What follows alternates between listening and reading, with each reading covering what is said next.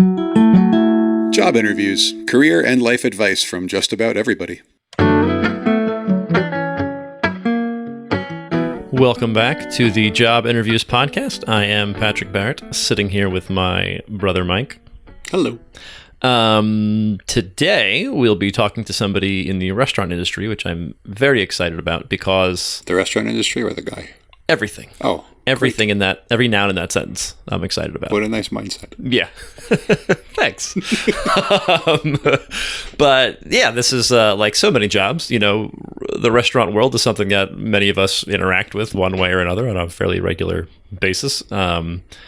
And, you know, to me, it's just very interesting to kind of get behind the scenes and hear more about what that's like. And that's what we are able to do today. Although, as with many of our interviews, another totally like interesting dimension of this that isn't really directly related to the job that Eric has is sort of how he came to have it and the various... the path that gets you there, difficulties and or advantages that he had academically also in some cases, you know, in this case, I should say academically.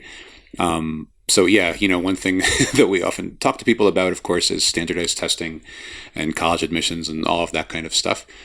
And I think it's always interesting and instructive to hear how anybody managed sort of that phase of their life and sort of how it went on to inform and shape or not what their professional life was like. And Eric's path in that way is, I think, very interesting and unique in some ways, but also extremely universal in other ways, which we'll talk about later. Yeah, absolutely. Yeah, and yet again, we have a situation where, you know, Eric had a certain path that he went down, and he did not only did he not lay down this path ahead of time as the one he wanted to follow, nobody really could have. And that's, you know, it's in so many ways, a lot of high school students and college students are attempting something that is not possible when they try to say, because okay, in this year I'll do this, and that year I'll do that.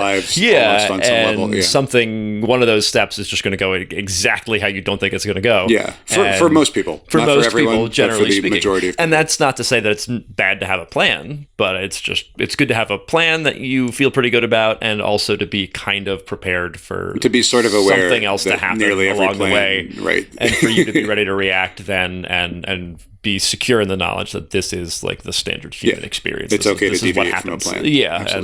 And that is certainly what we will be talking about in a moment. And and we'll also, by the way, if you're not interested in any of the stuff that we just said, I think you should be. I am, but in case you're not, one other thing that comes up in this interview, which I think is very interesting, is the idea of sort of the manager or supervisor and employee relationship.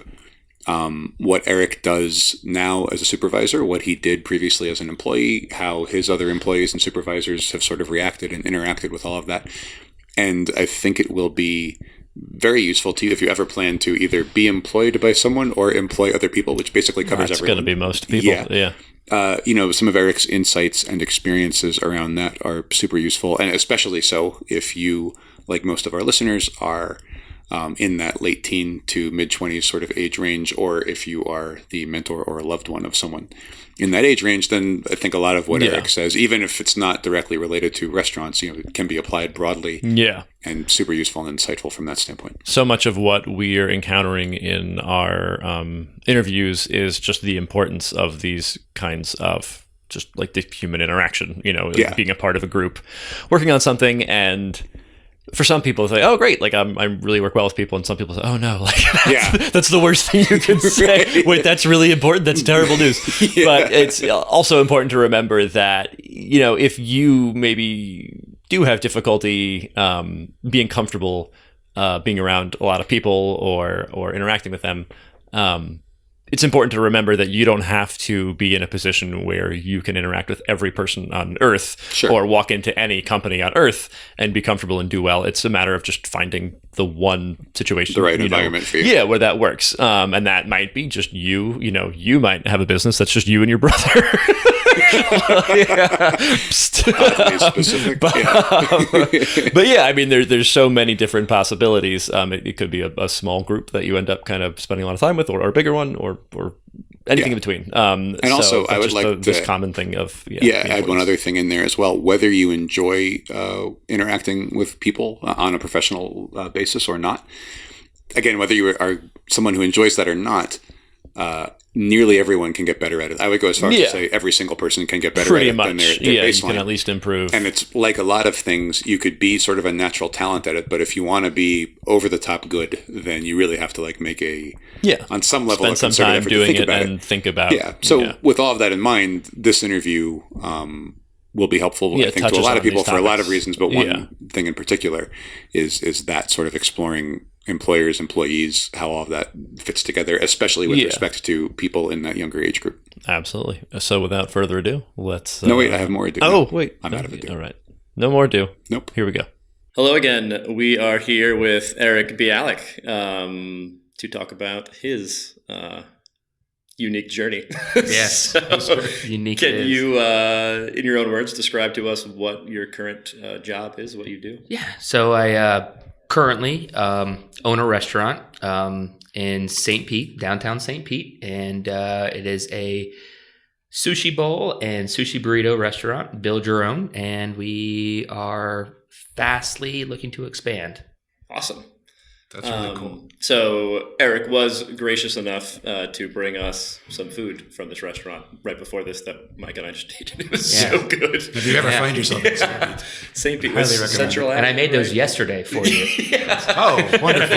They're still good. Imagine if they were fresh. No, it was outstanding. It's Central Avenue, right? Yes, on the 600 block in the Arts District. All right. So no matter how far away you live from St. Petersburg, Florida, book a flight tomorrow. Yeah. Head there. It was wonderful. Anyway, so do you... So did you just like... Oh, good. I totally interrupted you. That's Please. fine. Okay.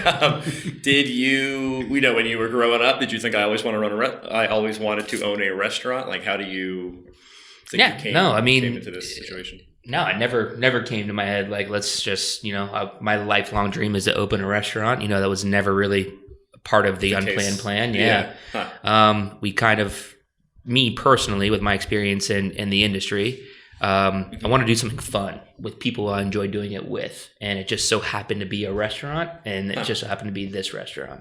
Interesting. That's really cool. You mentioned your experience in the industry. Can you expand on that a little bit? Sure. So my very first job was in Jacksonville, Florida at Cold Stone Creamery. How old were you? I was 15 years old at first. Wow. And I was recently coming off of wrist surgery on my right wrist. Yeah, right Good there. job to get into. Just start grinding that. Well, I spoke to my my therapist at the time, and enough of the squeezing of the therapeutic balls later, she was like, "Hey, you may go get a job as long as I told her there's this place right by my house called Cold Stone Creamery, and she goes, work there. So started like working there. Therapy kind of for exactly. Your it's funny. Exactly. Like, I bet she had no idea the hero's journey she was saying. No, work there. It's like the beginning of a Zelda game. Yeah, this is your thing. Yeah, go work there until you're strong enough to work. She was strike the cold stone. The three-eyed raven from Game of Thrones. Yeah. It's your own personal, little more boring version of that. Yeah. Well, that was mean. I mean, it's more boring than Game of Thrones. It's a dragonless every other person's dragonless. Yeah. It is so far. So, Cold Stone, that was your first. Cold Stone Creamery was my entry into the food world, and then after that, when I first got into college, I worked at I was a dishwasher at a Bennigan's. Rest in peace, Was that Bennigan's. your next job? That was my next food related job. Yeah. Yes. Sorry, you just said rest in peace, Bennigan's. Yeah. Seriously, rest Are in they peace. really? Yeah. How did I even know that? That was actually my first No way. first paid job. I was not a server. I was a host. Oh, yeah. There was too many people in line to be servers. So Yeah. I was a host. That was my first baked potato soup I ever had. Baked potato soup. That was It my. was so good. I think that was the first 3,000 calorie sandwich I ever had. Oh, the Monte the Monte Cristo. Yeah. Oh man, I Can't can't get tell away you a with that story today. about that. I used to sandwich ask once, for which I extra powdered sugar on it because there was not enough, Right, on there to begin Yeah. Between with. the sugar and the jelly, it's Exactly. Just, it's too And neutral. the There's not fried. enough of, Yeah. So I was a dishwasher there, and then I All worked right. at a local pizza restaurant in right next to UCF called Lazy Moon Pizza. And then What did you do in the pizza restaurant? I did everything. Started as a dishwasher, then tossed the pies, then became a key employee. Yeah, we did big 30-inch pies there too. They were delicious and cool. Did you do it was it one of those restaurants where the people see you tossing the dough and everything? Oh, yeah. That's cool. Oh, Did yeah. you do like YouTube. Well, that thing was like it was a 30-inch pie. So to give you a frame of reference, it's about double the size pie than you can get at a Renna's Pizza or something like that. Yeah. And so I would have a tip jar that said for the Blue Angels because my pies would fly. Was that effective? It was not. Did the tip jar say for the Blue Angels because my pies fly? Or Yeah. Did it just say for the Blue Angels? No, it said for the Blue Angels to see my pies fly. Wow. Yeah.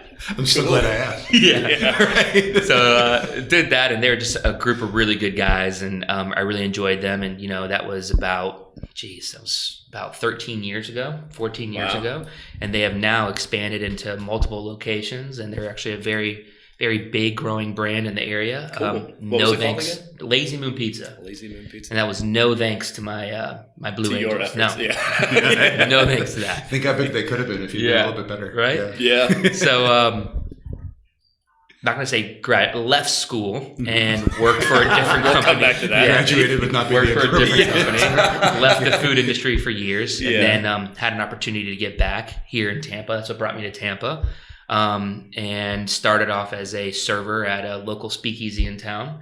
Cool. And then 3 months after that, I became the general manager. Was there for place was that? Ciro's Speakeasy and Supper Club. Okay, yeah, I've heard of that. Right on Bayshore and Howard. That's the It was only the state's official very speakeasy first. that we have. Yeah, Right? Yeah, it's a era appropriate speakeasy. it's a little place that we have do. you never Ciro's, been? right? No, I have. Okay, Yeah. I didn't know if there's another one. Bayshore Ray That's Alto. it. Yeah, That's it. yeah, that's an interesting, cool place. Yeah, it is. Learned a lot there.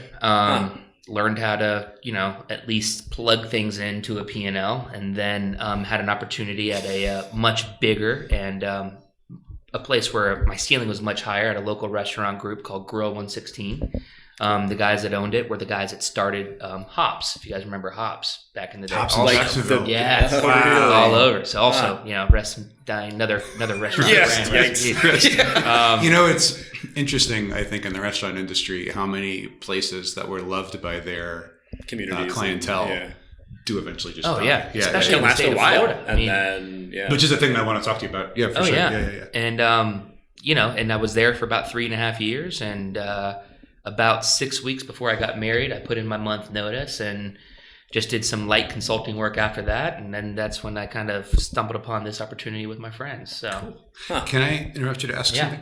So I think a second ago you said plug things into a P&L. Yes. Did I hear you right? Yes. And can you explain for our audience what that Yeah, sure. So it was my first experience with a profit and loss report. I thought you said piano. Piano. I thought it was some joke about. That's all I did was sort of like things into a piano? like automatic music. Or something. I'm gonna wait that out and see if there's any context I was a later pianist. I was a pianist. Yeah. Plug Of course, things was into about, P and L. L. Yes. Profit and loss. Yes. So I didn't have to As actually a manager, is that what you're saying? as the operator of the speakeasy, pretty much the only one that the only responsible one in the restaurant at the time. So Yes. I would get my invoices, I would code them, plug them into the P&L that was already built for me. It was really, really easy. So it's like a software. Exactly. It was just into an Excel spreadsheet program, and we had it all figured out, and it was just me plugging it in and seeing where we were at. And your, I'm sure we'll get into this more in just a little bit, but your invoices then, one of the things which I really probably should have explained before we started this discussion, our audience is going to include a lot of people who haven't really seen a lot of the professional world. So one thing that we really try to get across is just like the day-to-day transactional administrative stuff, because so there are many transactions in a restaurant. Sure, whether they're monetary, they're verbal, or they're shaking a hand with a regular guest. These particular transactions we would get deliveries about 6 days every day, but Sunday, whether it be alcohol, whether it be food, whether it be operating stuff like paper supplies. And so every invoice would come in, you code them, and coding them, like say we get a food invoice and I get... And the invoice, it's just like a bill. It's like a bill. Like a receipt. Exactly. We gave you this. Exactly. It cost this much. It's like a receipt, and we would get it from, we would get everything from poultry to fish to produce. And so coding your invoices and then plugging that into your profit and loss report, that way you get an accurate idea of where you are with the restaurant for your purchases, working on a declining budget. So we would have a budget every week, what we could spend on, and we would work backwards on that budget. So it helped my chef and helped my bar manager kind of figure out where we were for that week or that period of time. Most students' career paths will include college, and most students who apply to college will plan to take the SAT or the ACT. Our test prep materials teach the most efficient and effective ways to answer real test questions correctly and consistently. Find out more by searching for the SAT Prep Black Book 2nd edition and the ACT Prep Black Book 2nd edition on Amazon.com. So you mentioned the weekly budget and kind of working within that budget. So did you have in your position like autonomy to say, how would that exactly, like what range of decision-making power did you have to stay within that budget? And that's a great question. And that was something, being that it was my first time doing it, the autonomy or the ability to make the decision was very frightening for me. That was new for you? That was new. That was very new. It's like, oh, we're going to spend $2,500.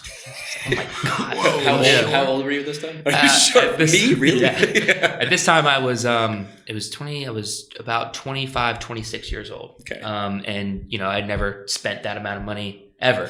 So to have it, and after a few weeks, you kind of you get used to it. But yeah, I did have the autonomy and did have the ability, the decision making power to say no on this or yes on this. So the relationships with your vendors or your sales reps were extremely important at that time as well, because especially when dealing with alcohol, there's a lot of prerequisites and requirements and need to purchase alcohol. You mean legally, or what do you mean? Correct. So you have to go through a distributor. You can't just go to like a Total Wine or ABC. If you're down on, let's say you bought one case of a particular vodka that week, or gin, because we're talking about the speakeasy that week. Yeah. And it's Sunday and you don't get your delivery till Tuesday. You got one bottle left. Let me just go to the store and get it. It's like, you can get shut down and you'll never be able to buy alcohol. I did not know that. That is nuts. Yeah. Wow. Oh yeah. You have to go through a distributor. And is that in every state, you think, or only in Florida? I'm not sure. I know for a fact it's in the state of Florida. I don't know about other states. I'm pretty sure it's the same way in New York. But the state of Florida is 100%. And how did you learn all that stuff? Like, how did you come to know these facts? Still learning. But no, I had, at that time, I didn't really have a working mentor. But how I learned at that time was through all my mistakes that I had made, and I made a lot of them. And rather than push it on somebody else, I would just kind of take the lick on the chin and kind of be very confront what happened, exactly, and just be extremely as transparent as possible with my bosses and my employees, and that's how I went about it. And it was a recipe that's worked for me, ever since. Everyone's going to make a mistake, but I. And after that, after the experience there with my next job, I sat down with all of my vendors. It was the first thing I did on the second day I had the job. Your next job after this? Yes. Was operating another bigger, more expansive restaurant. And I sat down with every single one of my vendors before my people who I'd buy. Individually or as one? Individually. Yeah. Okay. So a whole day I had them on block. And I would make sure that one of the other reps would see that rep that I just left too. So I'd have them on. I'd have one coming at 4 and the other one coming at 4:45, but I wasn't done with the other one until 5. Yeah. Yeah. Did you read that somewhere? Or that's just your own? No, I just wanted them to make sure that there's not blood in the water. There's just I'm buying it from somebody else, so you're not going to monopolize my purchasing. Yeah. Smart. Yeah. Huh. Cool.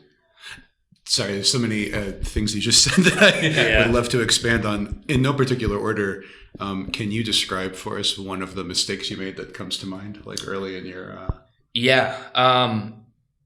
This is going to sound really weird. It's going to sound really bad. Good. But it's not the worst thing. It gets worse than this. If you have an employee that you value and the book tells you, the figurative book in operating, I'm sure any business, but especially a restaurant, tells you no, it's okay to say yes at times to protect this. What's the opportunity cost of saying no?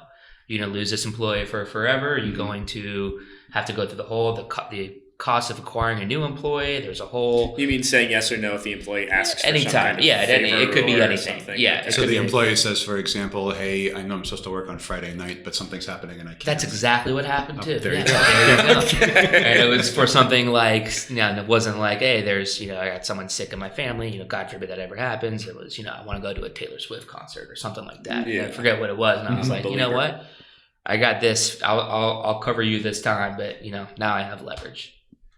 So you're saying that was a particular incident, or you're saying that was sort of your policy was? Well, that was what happened. Was I went by the book a little too much at first, and then I lost a few employees, and I was all of a sudden the guy that was like this. I was somebody that I never was before, like this like organized guy who you don't mess with the worst thing to be. Yeah, right. It's like not who I am at all. There was a way to going about holding people accountable, and there are certain things you could let slide, and that's what I learned most of that first job.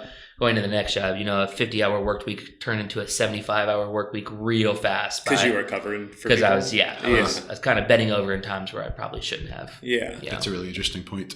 So that's something that you just mentioned I would like to touch on as well. And it's come up actually a few times in these discussions. You mentioned the idea of the cost of acquiring an employee. There's the risk, the risk that perhaps the employee won't be good in the first place. Right. You're going to waste all that time. Correct. There's just the actual time, even if they're great, it's going to take them a certain number of weeks to become like proficient with everything and get on good terms with everyone. And I think a lot of our audience may not realize, when they're out looking for a job, I don't know if they necessarily realize that the business is going to be investing in them in a sense. Totally. Yeah, and that's part of what the decision-making process is for you as the management. So in the restaurant business, the annual turnover rate per year is about between 130 and 150% on your whole staff. So technically on January 1 of 1 year, nobody's going to be there. January 1 the next year, you're going to see a whole new set of staff. And a lot of it is, especially with your fast casual restaurants, which is the restaurant that we have, a lot of the fast casual restaurants, they don't put a lot of value into their employees or into their staff. Yeah.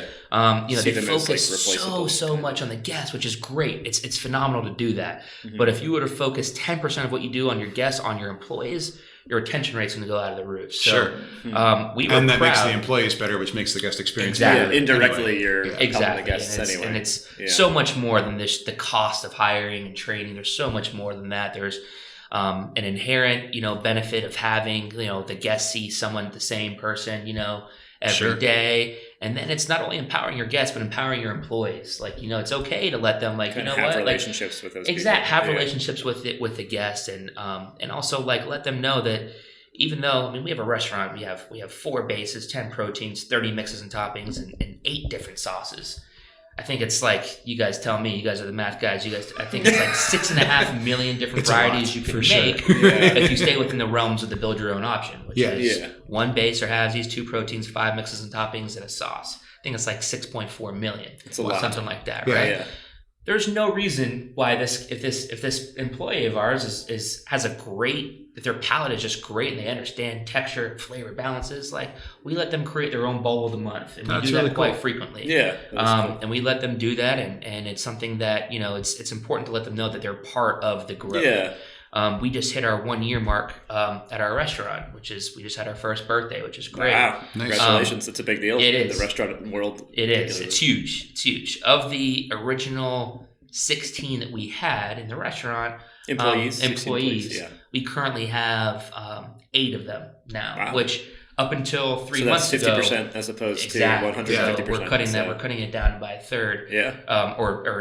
By 60 something percent. So up until 3 months ago, we had an 80% retention rate of all our employees, and some of them moved on because they either moved or one of them went to Germany for a semester. And it's please go. People are going to do it. Jobs anyway. The more than an employee, especially you have a college student or high school student or somebody who just likes to work like I was. You want to see them make that next step. So we just had 2 kids just go to the University of Florida, and I just wrote them a nice letter of recommendation for they're going to be TAs over there. So awesome. So they worked as high school students, and then they graduated, and now they're heading off. That's really cool. That's really cool.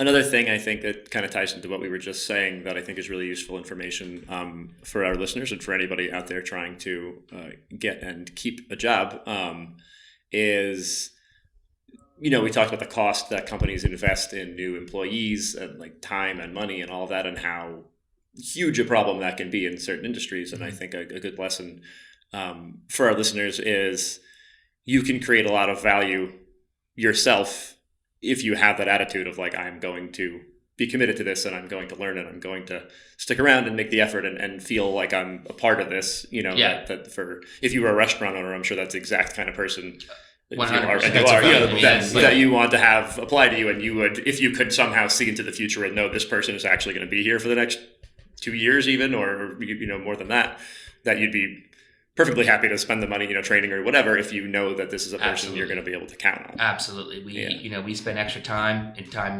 especially when we're paying for the time, we spend extra time telling them how to, break down a fish, like a full fish. They're learning like from psychologically or not. Like an interrogation. You're never going to do anything. Call those scales. I don't know. Things that they would, it's not part of their, job expectation or requirement or but it kind of what they thought was going fits to in happen. with the whole thing. It's something that they think and it's a cool skill to have. I mean, exactly. I don't know how to it's do a that. cool thing. How to sharpen a really nice like sushi knife. It's totally different. Because it's like not symmetrical, right? The Japanese It's not. But there's a certain way. We don't just take the thing. We just see like a butcher do or anything like that. With a stone, I assume, like a exactly. Kind of thing. Yeah, that's cool.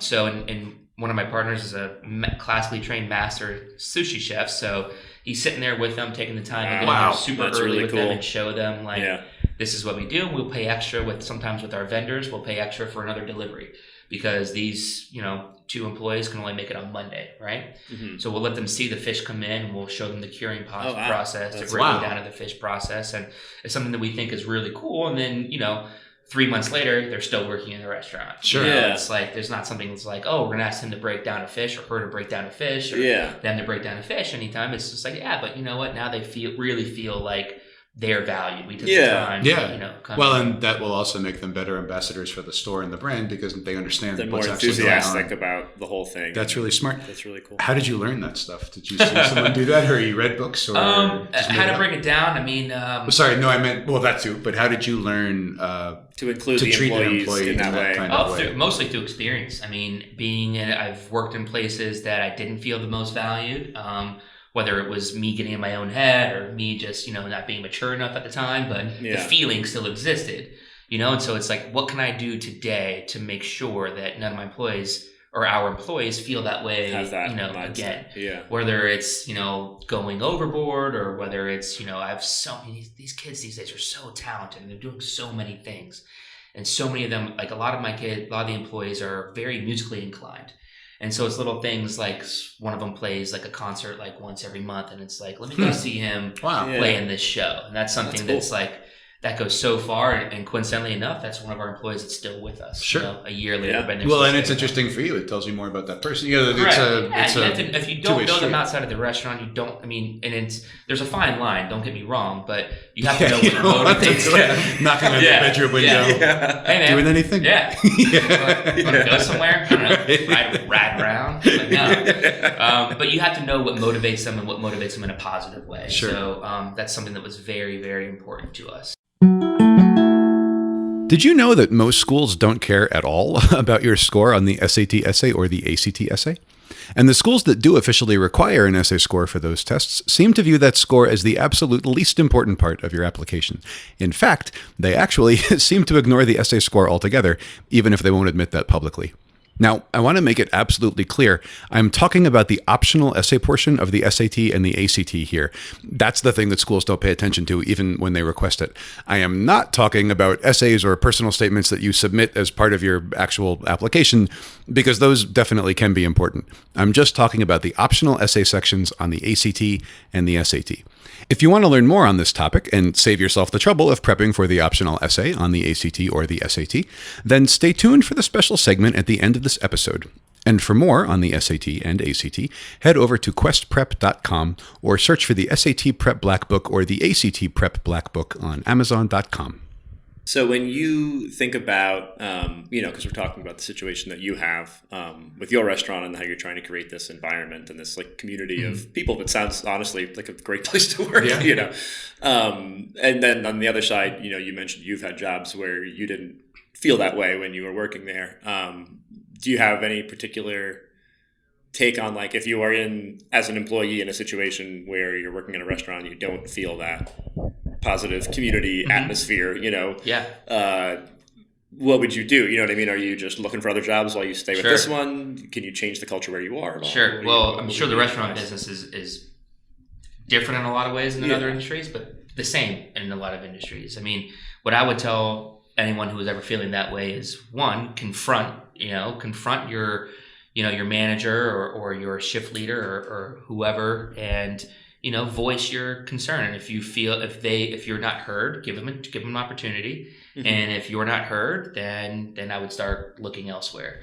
But as long as expectations from your shift lead or your manager, or, your boss are very clear and concise, and as long as you have all the tools to carry out the expectation, then I would suggest it's probably not the place for you, at that point. And when you mentioned looking elsewhere, do you have any thoughts on how you would try to determine, if you're applying to a place, will this be the kind of place that I'd like? I would make a pros and cons list. What is good about this job that I like? Obviously, you're still there working. If it's your first day and you're feeling this way, then I would just leave. But if you're there for month 2 or month 3 and there are things that you really like about it, make a pros and cons list. I'm on the pros and cons list. My wife and I are pros and cons list people. Nice. For everything. Buying a house. What are we going to do for dinner? It's they're 2 and the same. Make a pros and cons list. What is really bothering you? Can it be fixed? Is it salvageable? If it's not, then no hard feelings. It just is what it is. And then when you go to look for that next place, is there something that you would look for? And when you're considering, like, if I'm going to apply here, is there like telltale signs that this might be the right environment or the wrong environment? Yeah. Well, first I would. What kind of place are you going to? Some people don't work well in mom and pop restaurants. I'm going to call our restaurant a mom and pop restaurant. Some people want more structure. Some people want more. I was told, like, our people and our product is great, but I'd be lying to you if I said our processes were pristine. I mean, any restaurant would probably be lying to you. Yeah. But the restaurants that have 3,000 and 4,000 locations probably have their processes down. Yeah. If you were to be clear, sorry, when you're saying pristine, I don't think you mean that it's not sanitary. You mean that it's not like it's not like black and white. Yeah. Like if you're working in a large fast food chain, the steps to make the fish nuggets or whatever are the same. They're the same no matter. I call it alien proofing, right? So if an alien were to come down that, and they were to see a checklist, they could be like, run I the can make restaurant. those French fries. Right.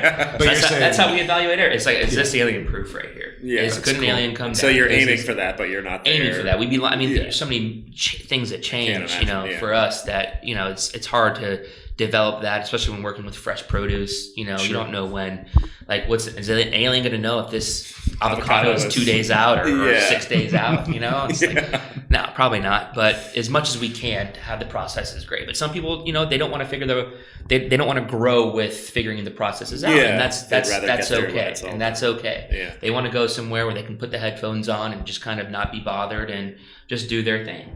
And there's nothing against them. Yeah. But I would recommend going to a place if that's what you're better at. Maybe go to a chain, and vice versa. If you're at a chain restaurant, or I'm just speaking on restaurants right now, if you're at a chain restaurant and you're like, wow, I do not like being micromanaged. And it's like, well, come on over to Pacific Counter. We come from the school of macro management. It sounds like a huge first step is take the time to understand yourself and what position you'd like to be in and what it's going to fit. Correct. Make that pros and cons list. Yeah. You'll find out a lot about yourself. Yeah, that makes a ton of sense. How did you, sorry, these questions kind of jump all over the place in your timeline. How did you find these people that you came to partner with to own this restaurant? Yeah. What was the process? How long have you known them? Where did you meet them? Great question. So my small stint, my 5.5 months in college, I joined, kind of joined a fraternity. And I joined this fraternity and I met a lot of really great people that I still keep in touch with. And one of them was my partner, Tanner. We had been friends since we were 19 years old. He's originally from St. Pete. We both went to UCF. I met him the year after I left college and was still living in Orlando. Met him there and we were great friends ever since. And, he started the first food delivery service business in St. Pete. Back in 2011 or 12, I want to say, somewhere around there. He started the first food delivery service in St. Pete. It's called 727 Food now. And long story short, about 2.5 years ago, March of 17, 2.5 years. Yeah. Good job. Yeah. March, somewhere around there, spring of 17, he had an opportunity to exit his business and sold it to another bigger delivery service business. And then he was kind of like, what should I do next? And we were sitting at another friend's house eating dinner from college. And he goes, hey, Eric, he knew at this point in time, I was just doing consulting work. I was not in a restaurant, just doing some menu development for some small mom and pop restaurants, and enjoying my life very much. And he was like, "Hey, what would you want to get back in the restaurant game? And at what capacity?" And I was like, "Well, I want to do it with someone something fun." And all I could remember was my college stint at Lazy Moon Pizza and how fun it was and how successful it was based on how fun it was. Yeah. And I go, yeah, as long as it's fast casual. I'm not going to do another server or another bartender again for the rest of my life. So he was like, I had the same idea. So did we know at the time it was going to be, necessarily at the exactly like Pacific counter, sushi bowls, sushi bowls and sushi burritos? Like, maybe, but it wasn't like we weren't all the way in. And he said to each other, it's like, we need to have 3. What was important to us at the time was, being newly married at the time, it was, I want to be able to spend time with my wife. I felt like I lost a lot of time over the 5 years prior, putting in, 70 hours a week, 80 hours a week into a restaurant. And I wanted to have the creative flexibility, to kind of, if something comes up, kind of do something, or if a family member, something were to happen. If you need to be on the podcast and bring food to the guys. 1 o'clock in the afternoon on Thursday, I could do that. So, super important priorities. He had the same priorities, and luckily, he also had, he was like, I had the perfect third person. And I go, great, let's go meet him. And I'm thinking, like, I'm going to drill him, like, on all these questions on, like, different questions on profit and loss report, on buying, on purchasing. Who does he know? I'm thinking I'm King Tampa at this point. So I've been working for 5 years, right? So I meet him, and he's, 38, and he had been doing this for 21 years. And I was like, well, all right. So maybe I'm Prince Tampa. We start talking within 15 minutes. I go from like, oh, but do you know this? To like, wow, well, how do I do that? Yeah. So it was so easy, and the dynamic felt right. That's cool. And that's, then we started brainstorming, and a whole year after that is when we opened the restaurant. Oh, wow. So that was, Tanner and I had been talking for years, and then Chef Talk was the third. And were you pretty much spending that whole year, like, would you say like 40 hours a week you're figuring this out, or just kind of you meet every so often and take the next step, or what was that process like? Well, I mean, there's a lot of things that happened. We originally were going to open in Tampa first. There's a spot right on Howard Avenue. It was going to be a second-gen location, and we were going to open there and in St. Pete at the same time. Ooh. Sorry, can I interrupt you for 1 second? Yeah. So for the audience who may not know, Howard is a kind of a big party, socializing kind of a street here in Tampa. A lot of restaurants, young energy. Restaurants, bars, very young energy. And a second-generation location is a location that had previously served in some kind of food service capacity, so it already was a restaurant. Yeah, before, like the stuff for refrigerators and fryers or whatever else it is that you might need, right? Yes.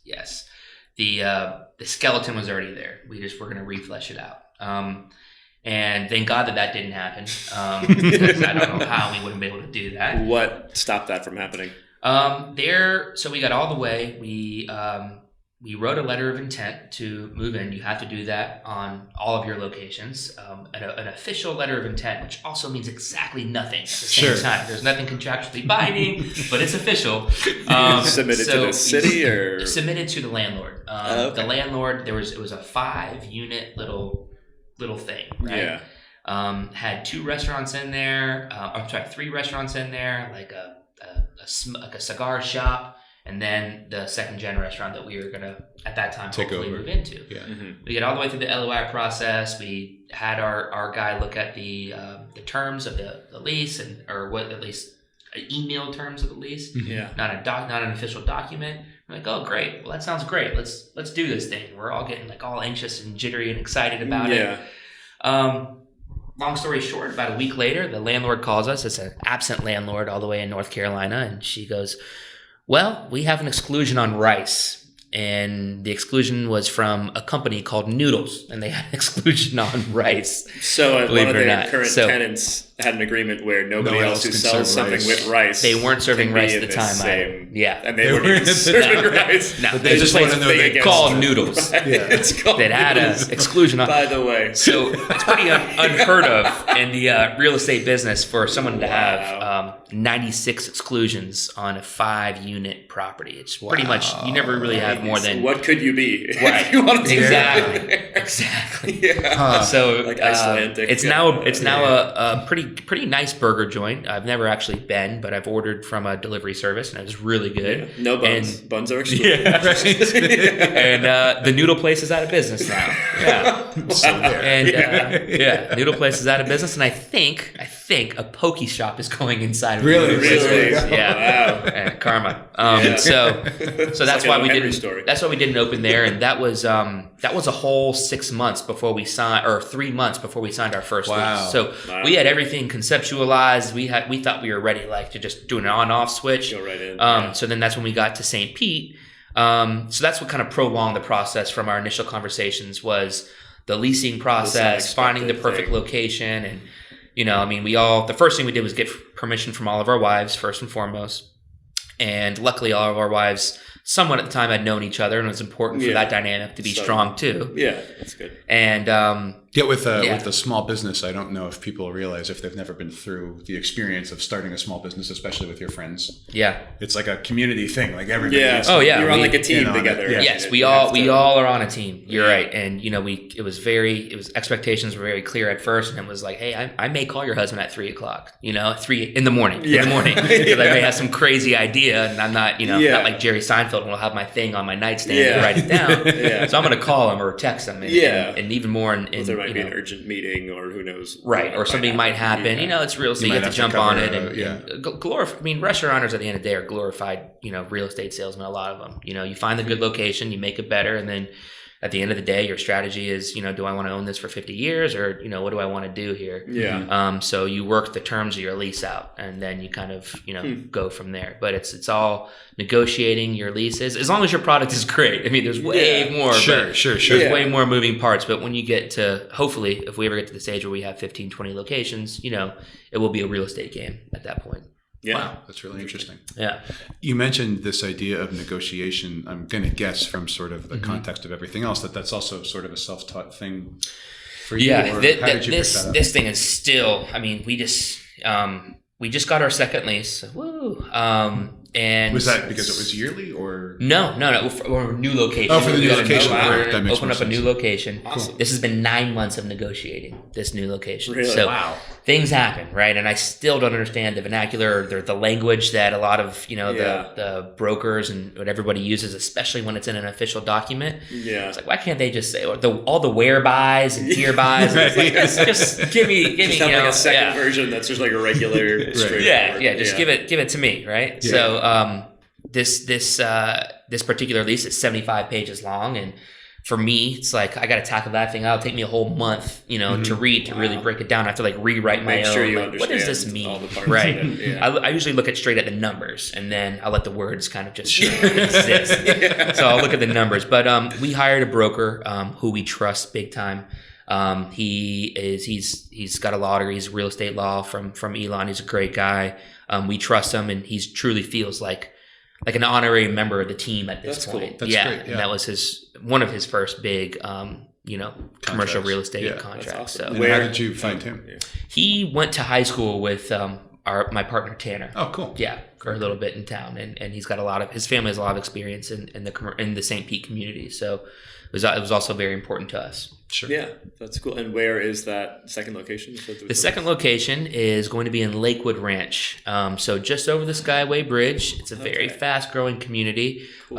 If you know where the IMG Academy is, it's not too far from the IMG Academy. That's also in St. Pete? No, it's just over the. So you take the bridge from St. Pete over to Sarasota. Towards you. To Sarasota. Okay, I wasn't sure which direction on the bridge. Gotcha. So or away from you take the Skyway over, and it's right. It's a very up and coming, growing residential community. So our current location, if you haven't already Googled it by now, is in downtown St. Pete. It's an urban core footprint. We know that works. We know 100% that the urban core footprint works for us. Lots of foot traffic, lots of downtown business, and lots of downtown residential. This is a completely different, community. This is extremely residential driven. These are we're right by a high school. There's a soccer field close by that 600 people go to every day of every weekend, and this will be one of those. We won't be opening late night. I can't imagine alcohol sales will be nearly as high as they are now. I may be pleasantly surprised, but we're doing it for a real proof of concept. Is why it was important to us to go into pick a different type of market and see if you succeed there. A whole different area and a whole different community and clientele. So another approach, which I understand why you didn't take it, but again, just for the audience, another approach would have been to say, well, we know we can do this urban core kind of thing in a city. Let's find another city kind of like, let's come to downtown Tampa. Same thing again. Right, exactly. Right. Just sort of copy paste the same scenario. Correct. But you don't want to do that because We don't. Not yet. eventually you'll do it. Absolutely. But We for want the to do first- a proof of concept Right. first and To show that it can work in any kind of Correct. environment. for any potential future endeavor we might have, whether Sure. it's franchising or if we get really lucky, something else. Yeah. Awesome. That's really cool. So then it sounds like from the beginning of starting this whole thing out, the plan was eventually, like you said, have a dozen, 2 dozen locations at least, and maybe sell it off. Yeah. So I'm glad you asked that, because I don't want it to get kind of misconstrued or anything like that. It's not that we're all greedy No. people, but a lot of I want to touch base on it. So both my partners recently had children. One of them had a child 2 days before our first day of opening the restaurant. Oh, wow. Is that Right. busy Talk week for about that guy? talk about a lot of things happening. And my other partner has got 2 now. One is 3 and one has just turned 1.5 years. So both of them have young ones. I'm not fortunate enough or lucky enough to have had one yet, but it's definitely on the plan. It's definitely part of the plan. We all had an agreement at first that we are not going to be partners in this business, this endeavor, a 0 to 1 brand. So any of our firstborns could have their first job when they turn 16 years old. That's, if it happens that way, that means, that's great. That means that's awesome. But, Right, but that's that not the wasn't goal the is, plan. develop something like this. I don't want to have my, wife and cousin and daughter. And it's not like that, all working in the restaurant. We didn't really want that to happen. We wanted to use this as a stepping stone for success, for our families and extended families and loved ones. Sure. It wasn't for that. So yes, our goal has always been to grow. I mean, first we wanted to grow too fast. Our goal has always been to grow and to open in different areas. And most importantly, we community reach out in each area we go to. We really wanted to feel, each community, and I'm happy we didn't open in Tampa first, but it doesn't mean we want to open in Tampa, pretty soon. But we're going to take this thing a little bit slower than what we originally thought. So 1 a year would be great for us. Allows us to really connect to each community every year, no matter where we go to different soccer events, go to different, Also, if it takes 9 months to get a lease figured out. Yeah. How many? Yeah, which again, that was another blessing in disguise. We didn't know, thank God that lease didn't come, and there was a whole mess that happened with that lease. The developer sold to another developer, and then so that took some months, right when we were going to do this in the middle lease, of, and then we had to get a special sign off with a big brand that's in the facility too. We can't use the word, we couldn't at the time use the word burrito. I'm gonna let you figure out which big one that was. They've had some food sourcing issues in the last few years, but they're a great growing brand. Sure. And so we got them to sign off on that, and that took a few months as well. So what's good about big developments like that is that developer owns developments all over the state of Florida. So if you have a good experience with them, they already want us to go in their other locations, which we already have, that the burrito people are in there. So it's kind of already like we've already have a few of these steps, That's crossed off. And I imagine, really cool. Again, sort of for our listeners, like the perspective shift between you, obviously as a business owner, you want to have the space to rent and use, but then for them as the developer or the landlord, they want tenants who will succeed. Like they don't want somebody to come in and fail and default or whatever. You got to look at your landlord as a partner too. If you don't have a partnership and it's just strictly business transactional relationship, then the next time the roof needs to get fixed or something like that, it's going to be just like a yellow match at that point. So, and it's better for them if they can feel like they found somebody who will open a location and be successful. And then maybe, as you said, typically why they like to have a lot of the same brands in their places because they're sustainable brands. You're absolutely very right. smart. Yeah.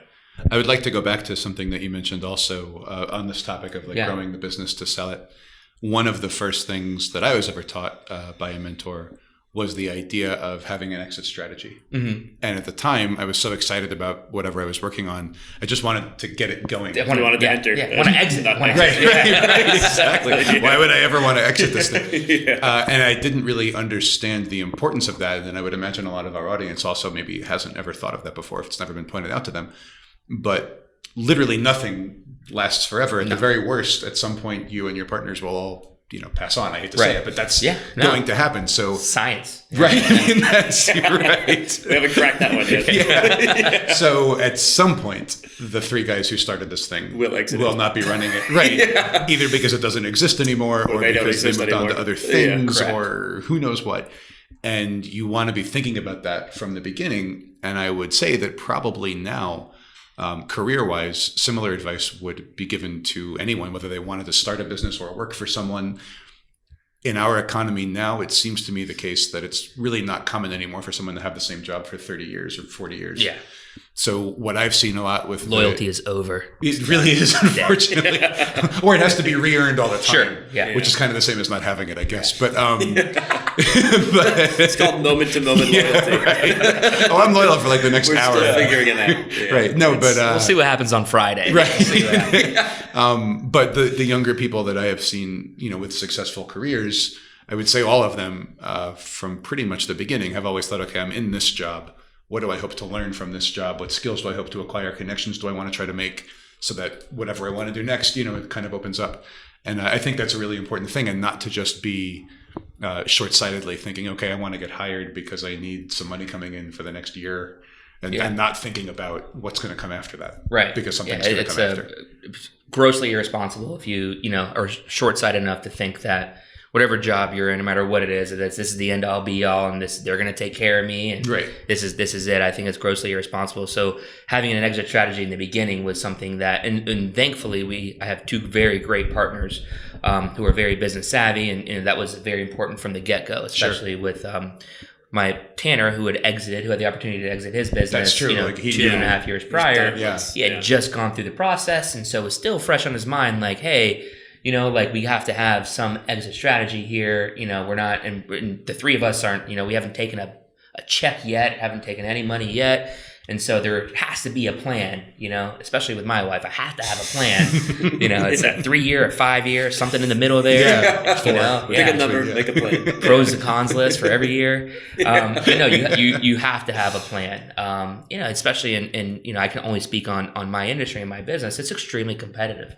And someone's going to come around. Someone named Atlantic Shelf, or someone's going to come around, and we were joking earlier that I would open up a competing shop to Pacific Counter and call it Atlantic Shelf and be right across the street. Yeah, but there's nothing. I won't do that, but somebody will. Yeah, there's nothing proprietary about a restaurant. You're serving food. You're serving a need. People need. It's fuel for people. There's nothing proprietary about it. We'd be lying if we said we didn't have some inspiration from some huge brand. Every brand, of course, there's inspiration all over the place. So hopefully we can be a brand that will inspire somebody one day. But it would be very irresponsible to not have an exit strategy or a plan, or at least anticipate the inevitability of because things are going to happen, whether it's a good exit or unfortunate exit. Right, You're absolutely right. Huh. Yeah, very cool. What would you say? You described that you have a lot of experience in this world coming into owning and running your own business. What have you learned since you've opened that you did not know before? Wow. In 5 minutes. No, take as much time. How much, especially, we employ a lot of the younger demographic and generation, and what what college was like, or what that was like 10 years ago, what I've learned the most is how different it is now. Yeah. How the mind works from these young kids is just and when I say kids, I mean anyone from 16 to 23. Basically anyone younger than you. Yes, as a kid. Some older too. But how emotional things can be, and how much pressure they put on themselves. And I don't know if that's just inherent pressure from their parents, or just from society in general, but everything that you say, they rest on each word, and it's so important. So at first, for the first month, and I had all these dreams, or nightmares rather, before we were opening, and I've trained tons and tons of staff. I'm actually a certified sommelier too, so I have I've taught people how to drink nice. I've taught people how to drink wine and all types of things. I've taught, done so much. I had all these nightmares, oh my God, I'm about to sit in front of 16 young captive individuals, and it's I had all these nightmares of me just not finding words, you know. And come to find out, it was all fine. And I wrote my training manual and my handbook and everything. And like a month later, these kids are like quoting this handbook, and I'm like, "Yo, no way! It's like you're quoting this handbook right now. Like you think that's a real thing? Yeah. Silence is acceptance. It's like, whoa! It's like that's something that I wrote, you know. So I guess the thing that I learned the most was, you know, anything that you say or you do, especially with them, it's like they're gonna remember it. They're listening. Most important part, they are listening. 2, they're gonna act on like whatever. If there's any, great for the successes, but if there's anything is unsuccessful, it's like I only have me to blame. You know, I'm more the operations side of things with the restaurant as far as our partnership goes. So if anything, if someone didn't address the guest the right way or have the right answer on how to describe the food or flavor, that's only on me. And that was like the hardest thing for me to understand was like, wow, like everything that I'm saying, they're actually listening to. I was like so used to like me saying stuff and then just like taking this handbook, balling it up and like throwing it away because that's what I do. You know, it's like, let me just get through this. I can go home and play some Mario Kart. Right. It's like, no, like they were truly motivated by words, and vice versa. You know, they can get down very easily too. But learning about the highs and lows of the individuals who are on your payroll and who, you know, they look at you as not just an owner of a restaurant, or they look at you like a teacher, which is really cool. And they actually learn stuff. Like I was never much of a student, so I didn't really, you know like how this is what they're doing. But you know, them holding on to, you know, your word and listening, and then, you know, so them listening alone, that was them holding me accountable to my word, and that was what was the hardest thing, but also once you learn how to use it was the most rewarding thing. Superpower. And I think I'd like to point out something kind of jumping off of what you just said. I think a lot of people in your position, if they had encountered a staff that operated fundamentally differently from how, you know, you would have operated in that position, a lot of managers, owners, whatever, would have thought that the fault lay in the staff, that there was something wrong with them. They would have just gotten frustrated and said, oh, God, I hired all these kids and man, they're just not like I remember being when I was a kid. I don't know what I'm, you know, like they would have just said, okay, well, that's the way it is. I think a large part of the success that you've had and that I hope you'll continue to have probably comes down to you being willing to say, okay, well, I was expecting them to be a different way. I didn't even realize I was expecting that until they weren't that way. Exactly. Now that this is what I have, well, what does that mean? Well, this means that I can train them this way. I can do this. And it means, you know, you took the challenging situation and instead of getting upset about it or wishing it were different, you just accepted it as a fact and then thought, well, how can I modify? Right. How can I modify what I'm doing to deal with the situation that I have now? I think that's a really, really critical skill. Very hard skill to teach, you know, or to learn, but it is one of those things where if you hear about it, hopefully like in a podcast or something, maybe then you can start, you know, to look for that in your own life to say, well, this one teacher is frustrating or this friend I have is frustrating, but instead of getting upset about it, you know, what can I do to kind of understand the nature of the person you're dealing with and react to that. I often, trying to change I'm just thinking about this. I often compare things like that to like a hurricane. Like we just had a hurricane come through here. You can get upset about the hurricane all you want, but it's coming. So like, what are you going to do about the fact that, you know, here comes this If you don't board up your windows and the window breaks, something is going to, or move to a place where there are no hurricanes, really come to love hurricane, whatever it is, you know, and in a similar kind of way, okay, I have this staff. They don't think the same way I thought when I was their age. How can I maximize this for everyone? And it sounds like you did a really great job with that. Another thing that I've learned is how keeping things very creative, especially motivating wise, having different incentives for them. And I'm not talking about monetary incentives, you know, like I'm just talking about, you know, smile incentives and feeling good incentives. And, you know, so we'll post something on social media or something like that. I used to award an Employee of the Year award daily. It was the most prestigious award. That's so cool. Today's Employee of the Year. So it's like keeping that theme of like loyalty is now like now your year is a day long. He's been with us for one day. And I learned that from a mentor of mine at one of the places I worked. And it was awarding an Employee of the Year award daily. But I never realized and 1 week it was like a Monday and like I didn't award it on Tuesday, I didn't award it on Wednesday, Thursday I wasn't there, and Friday I came in and they were like, dude, it's like we don't know who's won Employee of the Year. And Employee of the Year, like it would be something like a pat on the back, a selfie, or like a little taste of like we have some Dole Whip in house, like some pineapple sauce or a little something like that, you know. But it was a recognition and like making it fun and creative. Sure. And so then now what we started doing was every week we started giving away pins, and there was one employee of ours who's still there. She's great. Her name's Vivian, and they call it the Viving Back Award. She's a very the Viving Back Award. She's very free spirited. She likes to go to like different festivals, and she volunteers at the different festivals. She vives back. Yeah. She vives back, and she loves these pins. Uh-huh. So what we did was we started buying pins like pineapples, and coconuts, and Monstero plant little pins and everything. You know, all the stuff that describes like Pacific anything. And Pacific's all encompassing. Don't get me wrong.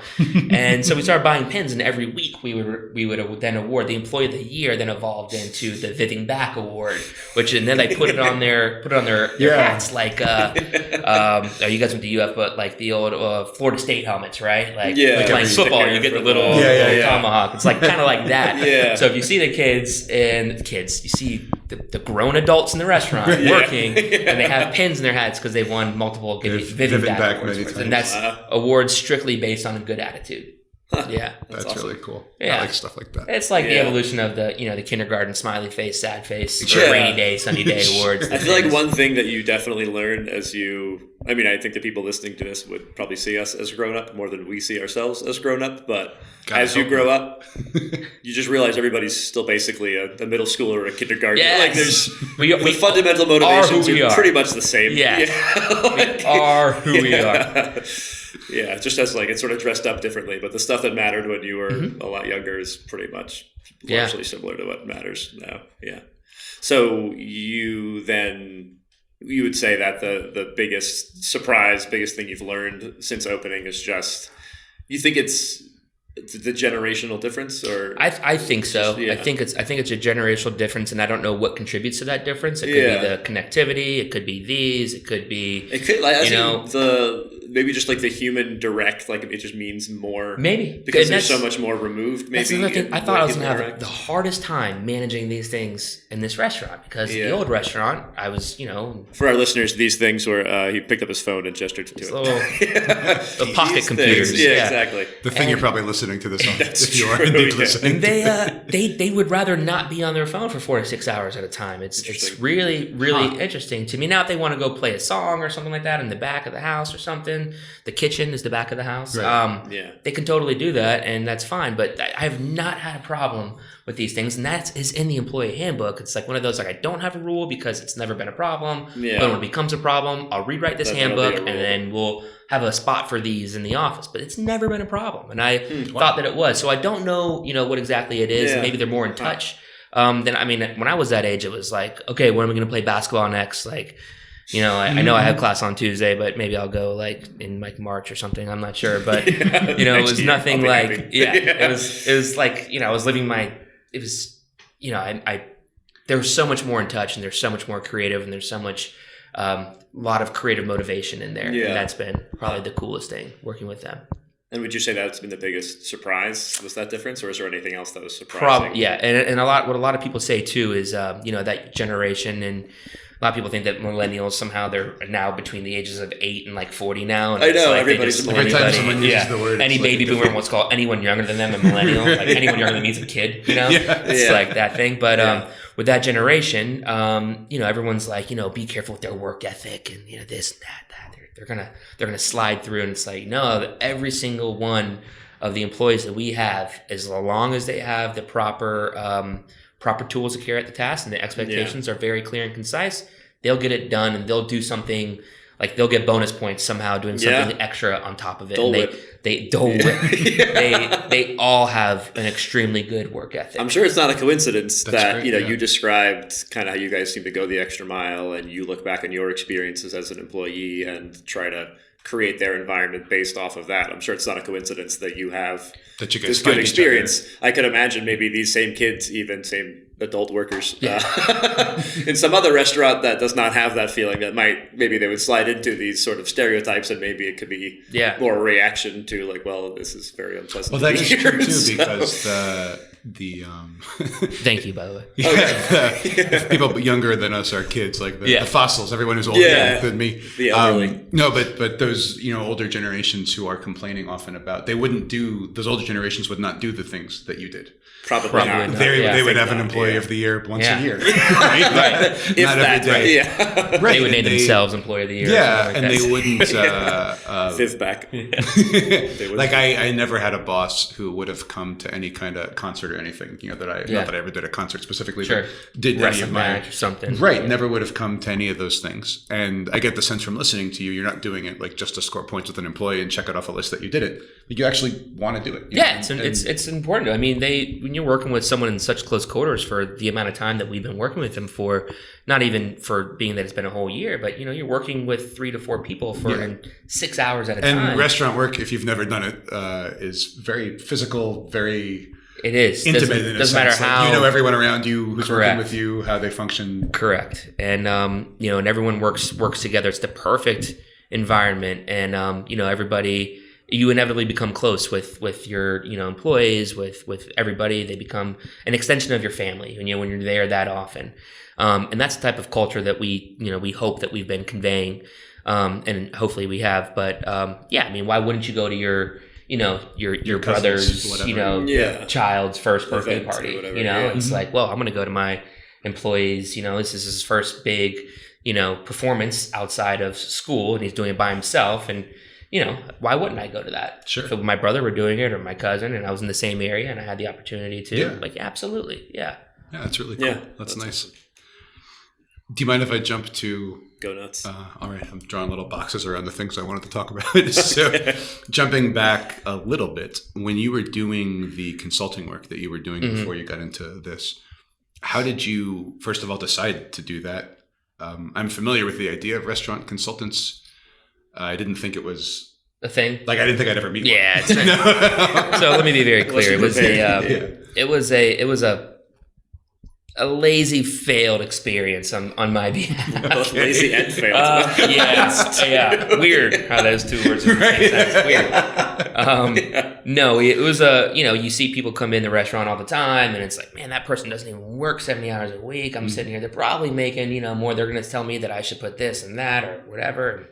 You're saying when you were an employee, when I was operating, exactly. When I was operating these restaurants, multiple consultants would come in, and they might be, consultants that bigger companies would hire as like a third party to come in and be like, hey, this is what we're trying to sell or whatever. And this is where you should put stuff on your menu, and consultants for everything. And I thought the word consultant was ambiguous enough for me to just kind of slide in there and kind of figure something out. I'm a consultant. And then so it turned into this one particular ex-client, it turned into let's make you a cocktail list based on your current alcohol license. They weren't allowed to use liquor, so they wanted low spirit cocktails. So I was like, okay.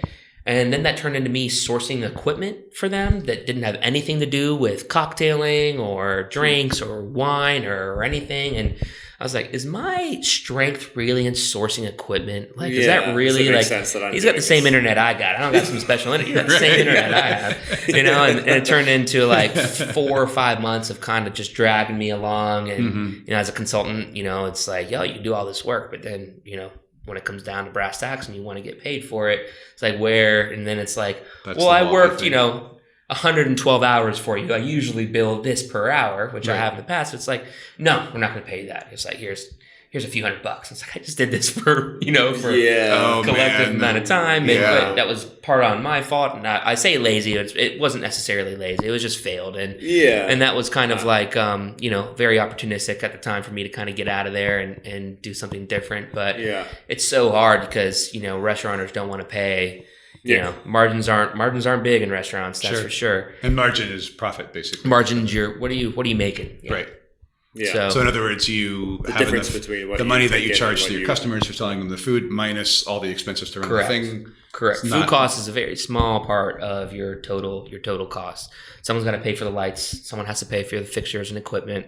Someone's got to pay for the water. Someone's got to pay for the lease. Yeah, sure. Someone's got to pay for the labor. Someone's got there's so many expenses. That's why when people come into the restaurant, it's like, well, I can make this for $5. You're charging $12. And it's like, you just got to like look around. What is all this stuff? You see this? You see this? Yeah. It's kind of like one of those things. But again, and not everyone understands that. And so at first I used to get so defensive when someone would come in and say something like that. And at the end of the day, it's like not their fault that they don't know. It's like, now it's on me. Now how can I educate them, on this? And so then I just, err on the side of safety and tell them like my life story, It's like, well, I was in your shoes 8 years ago. Now, I've since done this, and done that. And hopefully you can turn a negative into a positive. But you're right. Margin is what you take home at the end of the day after all your expenses. Yeah. Mm-hmm. But the consulting work was very tough mentally for me, not physically or anything like that. It was tough mentally because it was hard for me to convey what were we really trying to do for this place based on the feedback that we got from them. And I kind of took their initial sit down as like for this particular client, took their initial sit down as like, this is the end all be all, but it wasn't. And there were a lot of moving parts, and I should have sat down with the entire ownership group, and I didn't. And communication was the biggest thing. So it wasn't lazy, but it was definitely failed. Yeah, 100% failed. But. Well, and that's something else to drive home maybe for the audience. Tell me if I'm characterizing this incorrectly with your experience, but a lot of times, especially when you have a business sort of between the size of like 1 or 2 people and 10 or 20 people, kind of somewhere in that range, it's not really big enough that there's a clearly defined decision-making structure for everything, but it is big enough that not everybody knows what everybody else is thinking. And you run into these situations where some people think, oh, the company definitely wants to do this, so start, doing this exactly this way. And then you get 2 months in and you find out, no, half the other people think it should be some other thing, and it just kind of goes in circles. And to your point, when you're doing something on your own, your weaknesses get very polarized and glorified. And I come from the school of thought is, you always glorify your strengths and you try to disguise rather than trying to make your weaknesses just shove them underneath the rug. And my weaknesses were getting exposed left and right. And when I was trying to do that, and a lot of it came down to communication and not speaking to the people who I probably should have been speaking to, but having a business for 1 to 2 people, that's why we wanted 3 for this restaurant. So that your strengths could kind of cover your weaknesses. Exactly. And that's how you learn, the consulting thing or whatever it might have been. It doesn't go well. Okay, life continues. What do you want to do next? Based on what you've learned. Yeah. Cool. Another thing, if we could talk about the sourcing, in general, let's stick to your specific experience. How do you guys source stuff to the extent that you're comfortable sharing that information? Yeah. And you mentioned the internet. You mentioned what other kinds of tools are out there? Do you use brokers? Do you personally go out and scout things, or how does that work? So to start, being a sushi bowl or poke bowl and sushi burrito restaurant, your diamonds are, your fish, where you're serving a raw product first and foremost. Where is it coming from? You have to, make sure that it's a reputable source. You have to make sure that you get this parasite destruction letters, like on everything. A parasite, a lot of fish have parasites, especially salmon. You have to get it from a source that has a destruction letter, a certified destruction letter. And does that mean that the fish was? It's clean. It means you're okay. How do they destroy it? Do you know? I'm not sure. They just kind of drop something in it. Drop it in. Drop it from a building. Yeah, it's good. It's mainly in the cleaning process and how they handle it and where the actual fish is being sourced, and that makes the destruction letter a little bit easier to get. But we interviewed, I believe it was 11 different fish purveyors, not even just in Tampa, not even just in St. Pete. Wow. And price was not our biggest thing. We knew about almost all of our projections were within, 10% of what they thought they were going to be, from sales to purchases to pounds of what we're selling a week and what we're actually going through, which that we got very lucky with that. So we're going through about, 400 to 500 pounds of fish every single week. Wow. So part of the sourcing is I can get it from, Joe Fisherman. Is he going to be able to supply that bulk and that quantity every single week? Because probably you guys, as the restaurant, you're relying basically on the consistency of this fish. Correct. If somebody comes in today and they have one kind of fish, and they come back and order the same bowl in 2 weeks. It's got to be consistent. It's got to be the same. It's got to be consistent. Right. Okay. So we found a particular purveyor that our salmon is beautifully. We're the only fast casual restaurant in the Southeast United States to have this salmon. Wow. To put it in perspective for you, only 2 other restaurants in the whole Tampa Bay area get this salmon. I just ate that salmon. It was really good. It was phenomenal. Yeah. I forgot you got it. Yeah. One of them is Council Oak Steakhouse. So you're going to get about 5 to 6 ounces of cooked salmon for probably about $40, low 40s. And another one is Park Shore Grill, which is one of the higher end. He does a great job. That guy. One of the higher end restaurants on Beach Drive in St. Pete. And you're going to roughly these are white tablecloth restaurants, high end restaurants. Mm-hmm.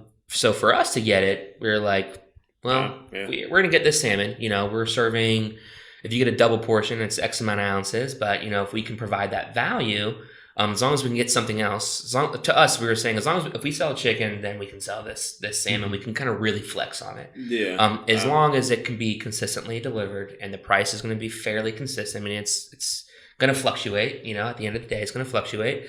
But that was really important to us. Quantity, consistency, and amount of deliveries per week.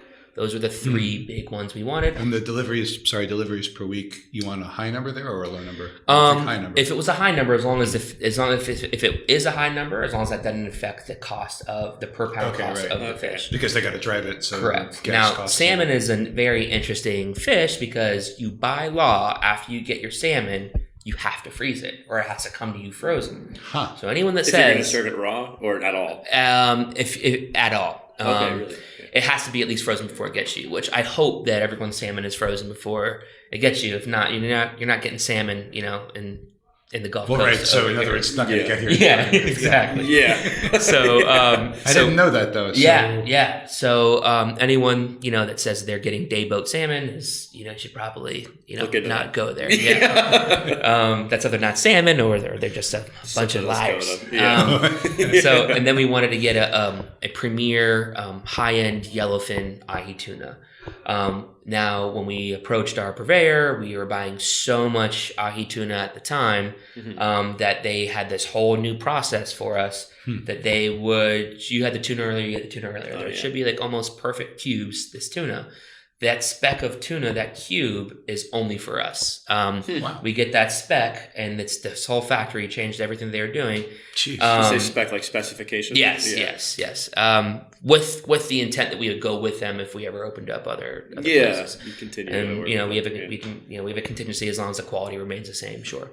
But it's a yellowfin ahi tuna, typically coming from either the Philippines or somewhere in the Pacific Islands of Asia. There you go. Our salmon is coming from Canada, so it's coming from Vancouver Bay up in Canada, Pacific. Wow. Yeah.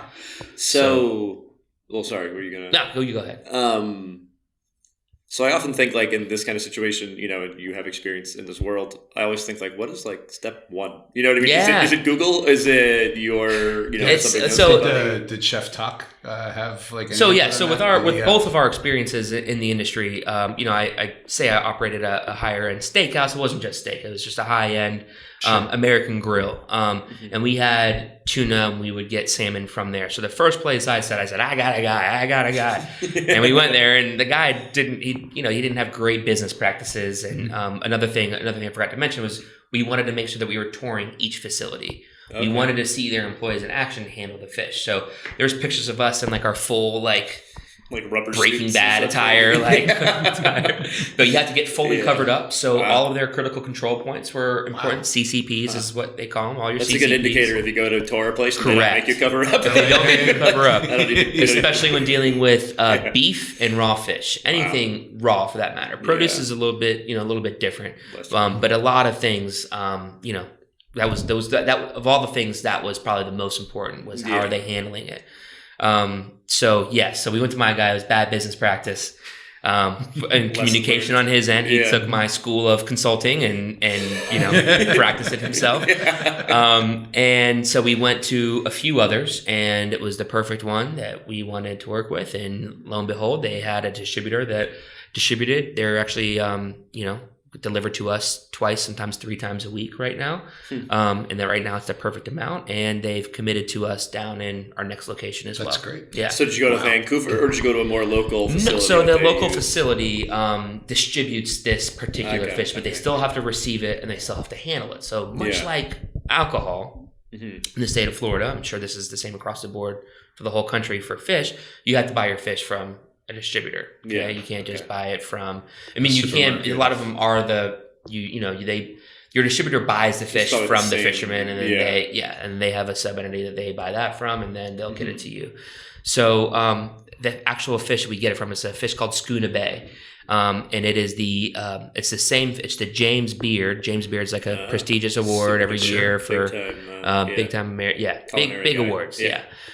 It's their preferred fish. So they have, won multiple humanitarian awards. They're the only like green certified craft raised fish in the entire world. Do you have this info up in the restaurant? I was going to say, so part of our training process is to have this. It's so great when you see like a 17-year-old who just got out of school and they're coming in the restaurant and someone's asking for salmon. They're like, oh, that's a great choice. So our salmon is, and it's like they go on, spit all these facts, and it's like, oh my God, that makes me so happy. But yeah, so we know the person who pulled the fish, person who cut it, the person who scaled it, the person who shipped it, and the minute that it was shipped. So the scalability on the fish was extremely incredibly important to us. Nice. Sorry. So we have that on our boards clearly too. That's huge, especially if you want to have, like you said, dozens of locations at some point. Correct. Yeah. Absolutely. Wow. That is really cool. That's amazing. That's really so cool. when your tuna guy or whoever it was didn't work out, did it come down to like Google, you know what I mean? Or was it? I reached out to some contacts we already had. First thing we did was we looked in our phone book and we said, just from your previous restaurant work. Exactly. I looked in my old emails to see, where all my invoices are coming from and reached out. I didn't mean to interrupt you. Sorry. You're good. If something is to happen, try that again. If something ever does happen to this supplier, do you have a backup? Yeah. Lined up? Okay. We have a backup lined from up. that same process. Like this was our pretty much, yeah. Another guy that we liked. The backup's been really wanting some business lately too. So yeah. I mean, it's a phone call away. I mean, that's smart. We actually have a few different backups. Cool. Yeah. What about you mentioned equipment sourcing and things like that before? Was it a similar kind of a process? Or is it not as important? Actually, equipment was a little bit easier. The biggest part of that process was sourcing for the best price. There's only so many manufacturers of a lot of this equipment. A lot of it was experience. A lot of it was we want to buy this new, but that used, and we want to, what do we have? We can make that work for that. And that's coming down to your experience in other kitchens and other things like that. That's all through experience. A light Google search to see who had what locally. Yeah. And that was just all through experience. Yeah. So, was there one particular job of the ones that you mentioned where you feel like you gained the most of this relevant experience, or did it kind of span everything that you did, would you say?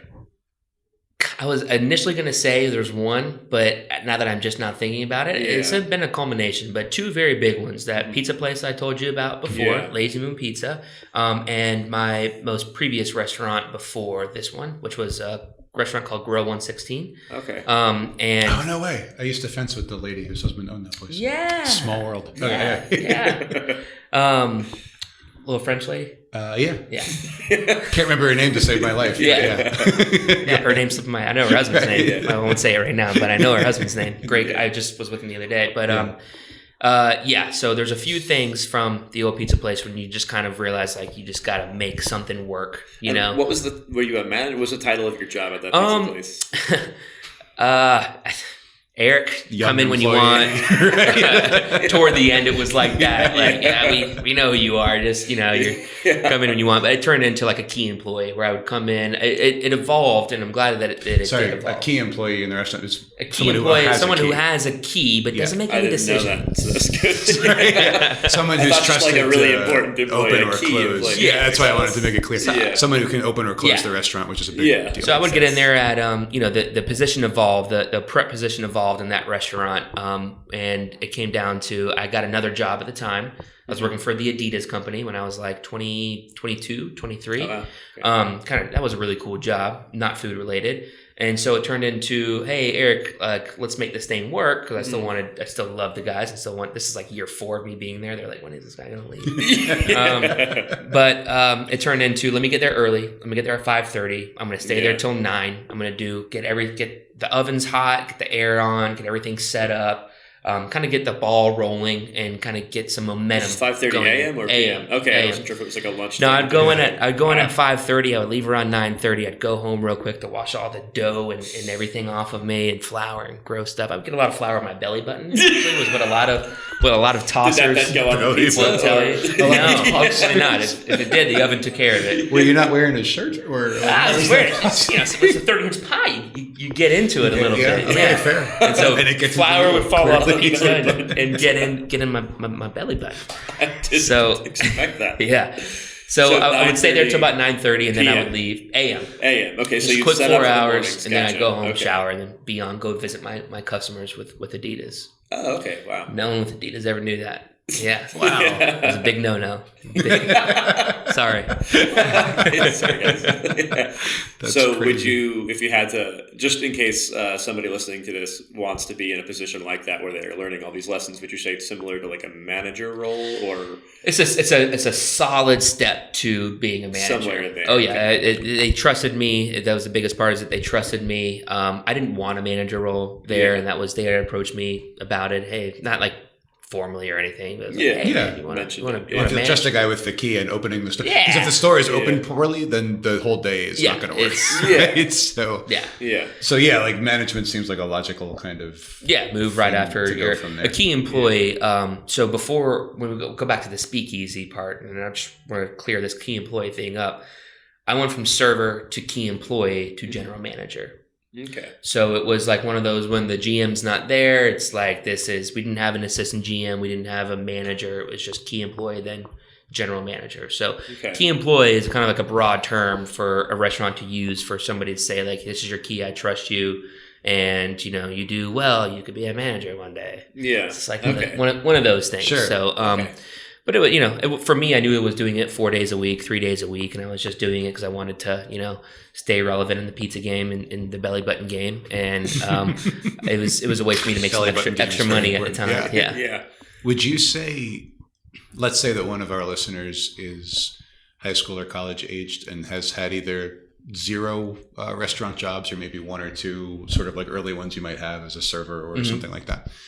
Would you say that they have enough knowledge and experience at that point to try to open a place as you've done, or would you? It sounds like no would be the answer.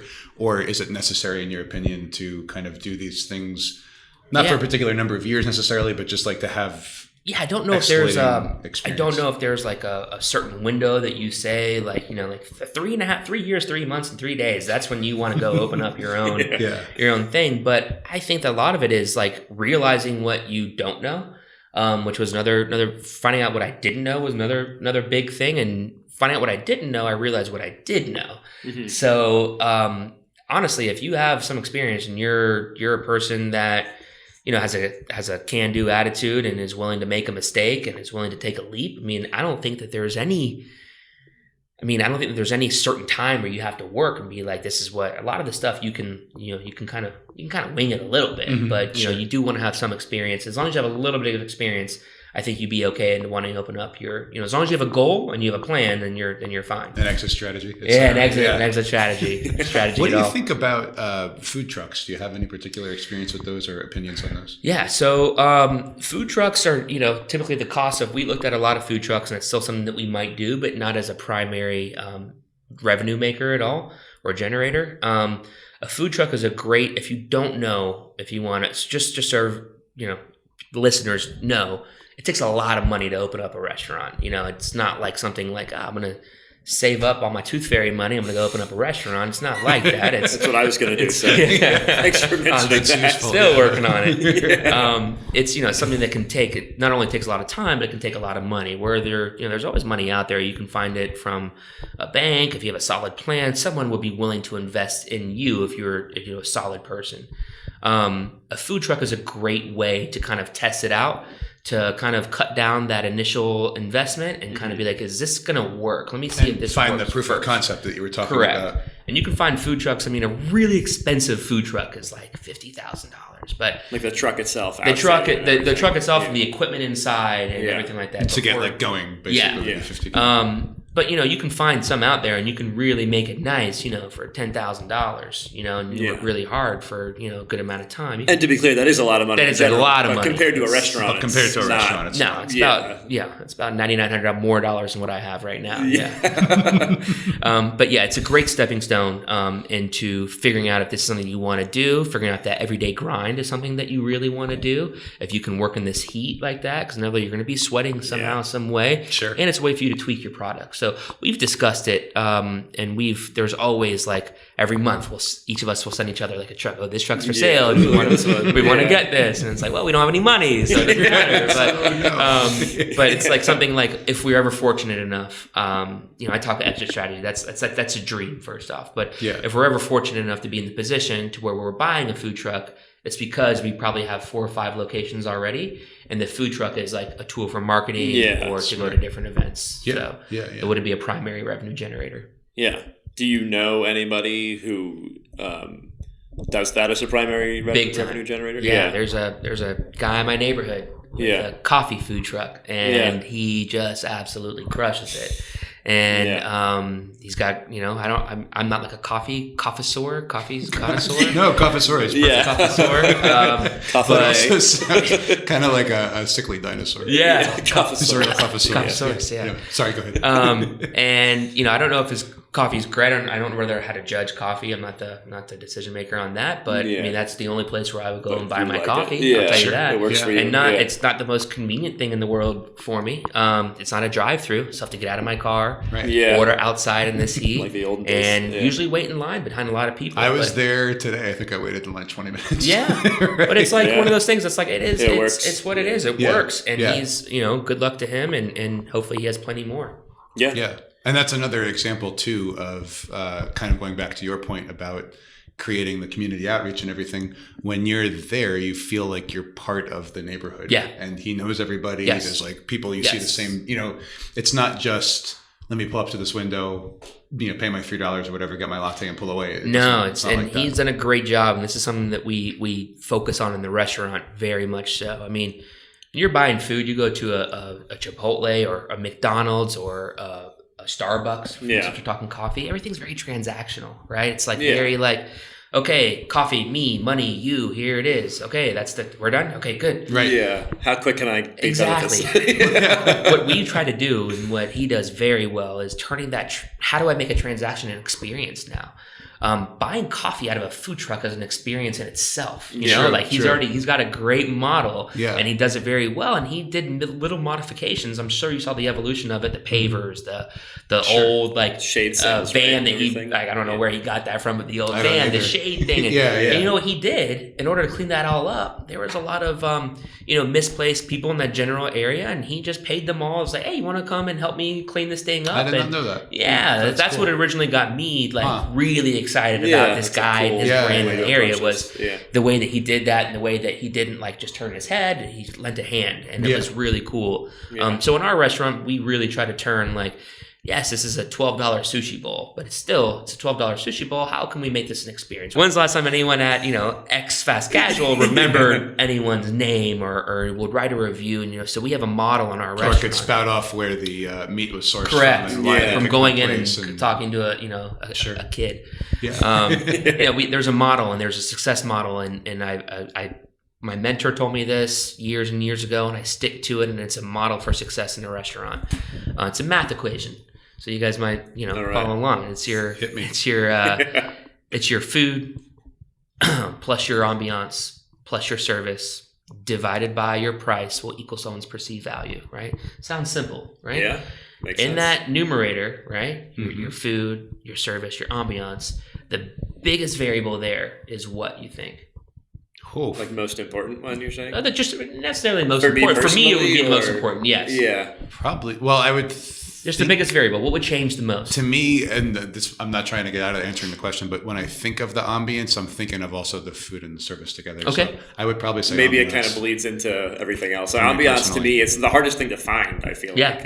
Well, now we're in an Instagram world, right? It's like your food is now part of your ambiance. Right. It's like colorful food. It's part of your ambiance. But for me, the ambiance, you know, all we ask, you know, our employees and our operators to do is just like, when you get there in the morning, make sure the chairs are in the right order, make sure the lights are on, make sure the music is set to exactly what you can't set or unset it to, just turn it on. Yeah. Make sure the air is at 72, and then boom, ambiance has already been set for you, right? It should be easy at that point. Yeah. Food's already been purchased. Right? There's nothing. You can't change a salmon into a piece of, you know, mahi. It's already been bought. So don't try. You know, do it. So the biggest variable to me is the service. I see what you mean. Not too many fast casuals focus on their service. Like if you want to make a change at your restaurant this week, you're not going to change the ambiance probably without a huge effort. And you can always you can get a great meal, but you can improve service significantly. Always. You always can improve it, and you can always, a smile can make a bad meal taste good. Sure. A good meal can be, you can say, oh, I don't like the way that person spoke to me. I don't like the way that they, you know, they said something, you know, to my wife. On a human level, that's unpleasant. The biggest variable is service. So if you look at our reviews online, and we still have 5 stars on Yelp, we got 4.8 on Google, and it's not like we have like 8 reviews. We have a few hundred. I looked that up. It's impressive. Reviews, and it's something especially on Yelp. People can be brutal on Yelp. That's what exactly. I was looking at a restaurant once, and a guy was like, you know, I was going to meet some people here while I was waiting. I saw they had this kind of beer that I liked, so I had one while I was waiting. Then they texted me they weren't going to come, so I left. 3 stars.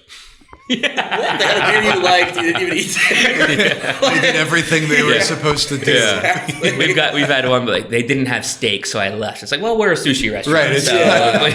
It doesn't come up much, but anyway, so very impressive. So service is the most important thing. So as a service professional, because that's what we tell all of you guys are service professionals. You're getting paid to smile right now. Yeah. As a service professional. You know, like, how can we turn this transaction into an experience? If we can turn 9 out of 10 transactions into experiences, we will win. We'll win connect with these people all day. Exactly. There's a human level, and they'll come every day. And it's, you know, there's also a fun thing of like building your own, you know, bowl or roll or burrito. Sure. So there's something fun. But what he's done very well from a food truck standpoint is turn the transaction into an experience. Yeah. There's 2 things I definitely want to cover. We're not running super short on time, but short enough that I want to make sure we get into this. Can you describe what is like a normal day for you? Yeah. Like, you know, if somebody's thinking, I wonder if maybe I want to have this job. Like, what is that actually like? Well, I'll start with today. Okay. So not just today. On a typical day, I'll usually leave to my house sometime between 6:30, 7:30.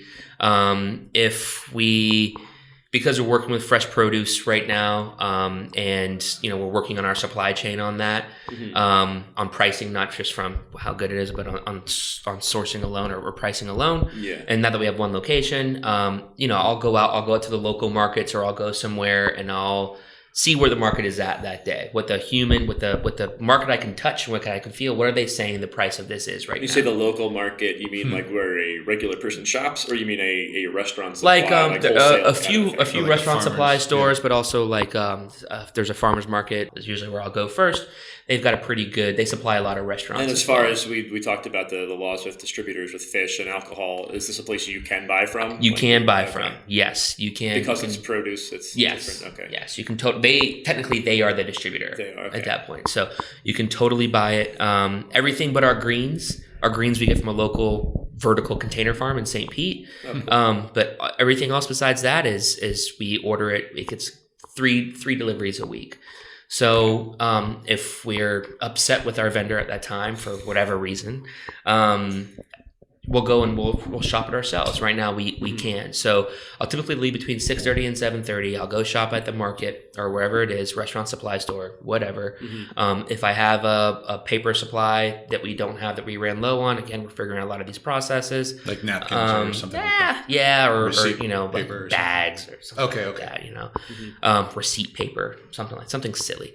I'll go and I'll get that, and I'll usually get to the restaurant between 8:30. And typically, because we're the official food provider for the local soccer team, the Rowdies. Oh, cool. So we feed them local professional soccer team, Tampa Bay Rowdies. Yeah. We'll make all their bowls for them, and we'll deliver it to the team 3 times a week. Oh, cool. So I'll make that delivery. They have a standing order of what each player likes. Correct. And usually a player might change it every week. So each week they'll get that same bowl for that week. So they're a men of routine, these guys. It's crazy. It's men of routine. Cool. Oh, cool. I wish I had one. I'm explaining to you why I don't have one right now. And then we are also, because we have a location inside of Tropicana Field where the Rays, the Tampa Bay Rays play, awesome. We treat our restaurant as a commissary. So they treat us as, so food delivery service works as like a third party, right? And then they take a cut of your food, a cut of what the guest pays for your food. Yeah. Okay.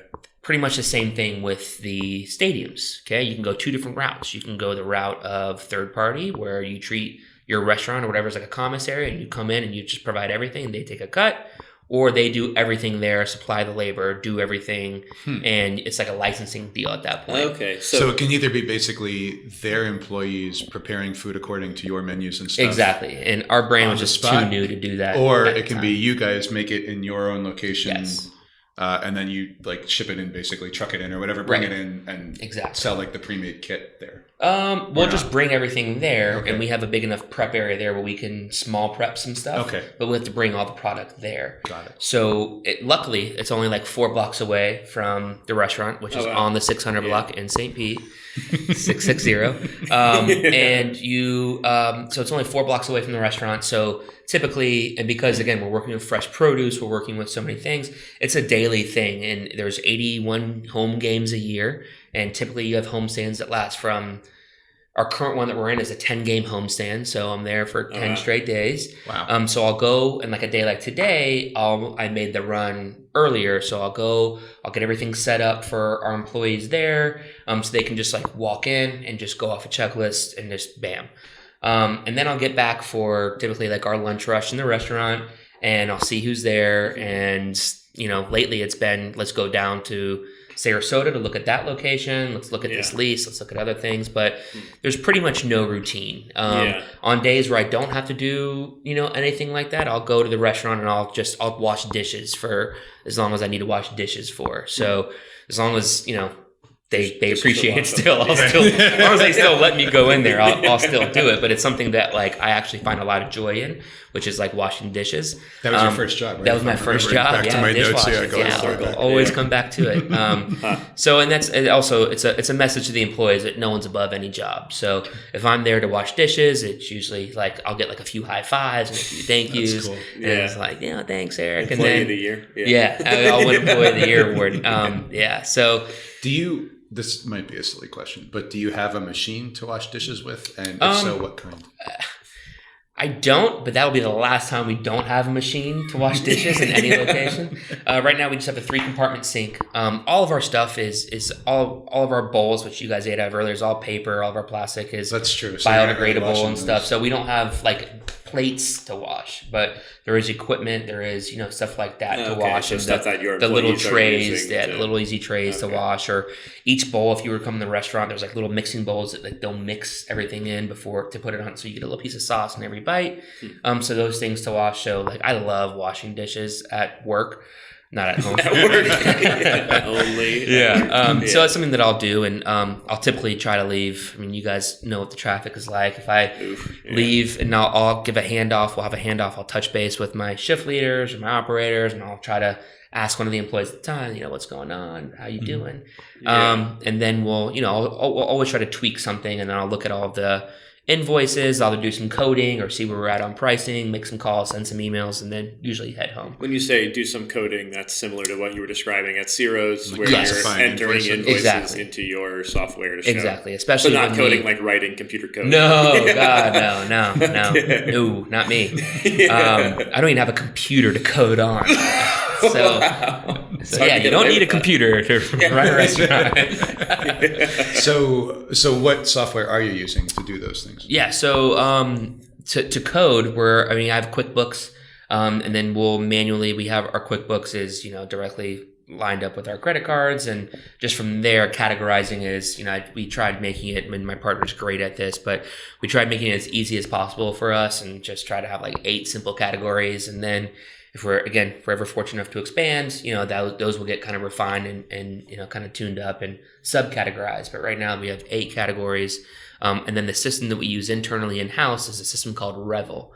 I worked with many. There were only 2 systems when I was in high school, and it was like Aloha or Micros, like which one, or like this system right here. You just write it all down, which I still do a lot of actually. But it's a very intuitive system. If we wanted to, it categorize everything for us. And I haven't done the legwork to do it. And it's called Revel with a Revel, Revel. Got it. And it's on the higher end side. But as far as customer information goes, with all of the other service providers, you only have the customer's information. If they buy into like a rewards program, like the days of having the punch cards are kind of like over. Sure.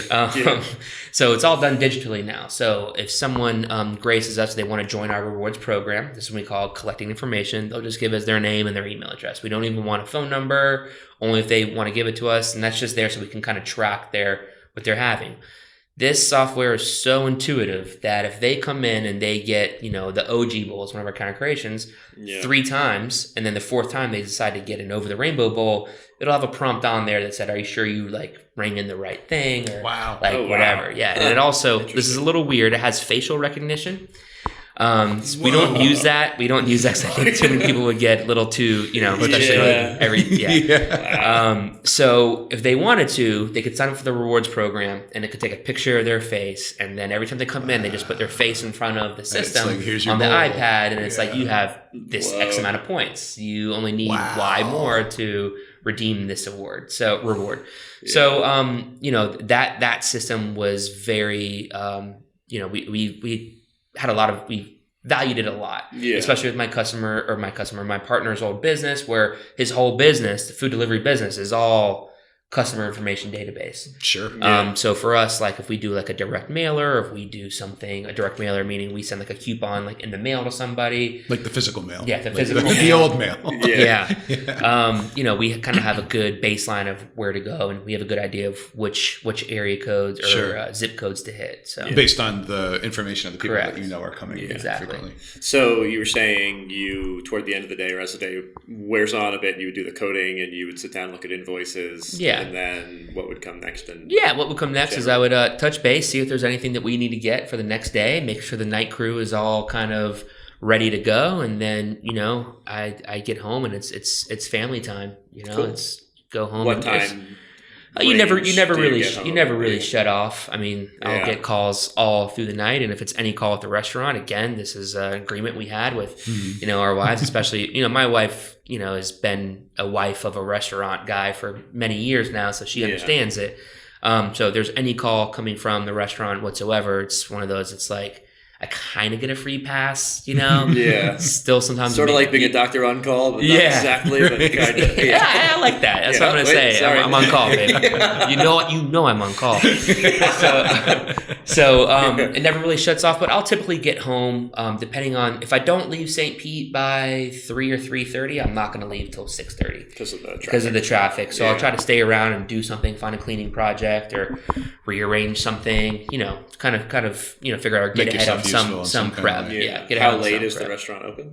So the restaurant Sunday through Thursday is open till 10 p.m. and then on Friday and Saturday is open until midnight. Oh, cool. Yeah. And then how often do you eat the food from the restaurant, you personally? Man, you would think that after this long, I'd be like, I'm kind of sick of it. I don't think I would get tired of that. It's honestly been really hard to get tired of. I'm not just saying that like I promise you. Like I love anything sushi related. I could eat that twice a day, 3 times a day. Yes, kind of forever. and there are plenty of things that that aren't sushi or aren't raw.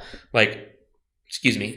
Today I had our new Aloha barbecue chicken, and I wanted to eat it on a bed of lettuce because I want to see if we could do something to like, we can call it a chicken salad, call it like this.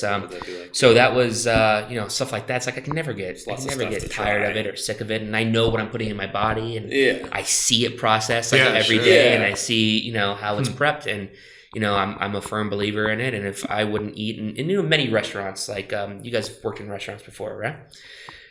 They always tell you, if you want something to eat, especially like in a full-service restaurant, it's like, well, you ring it in and you sit in the corner in your little Harry Potter closet.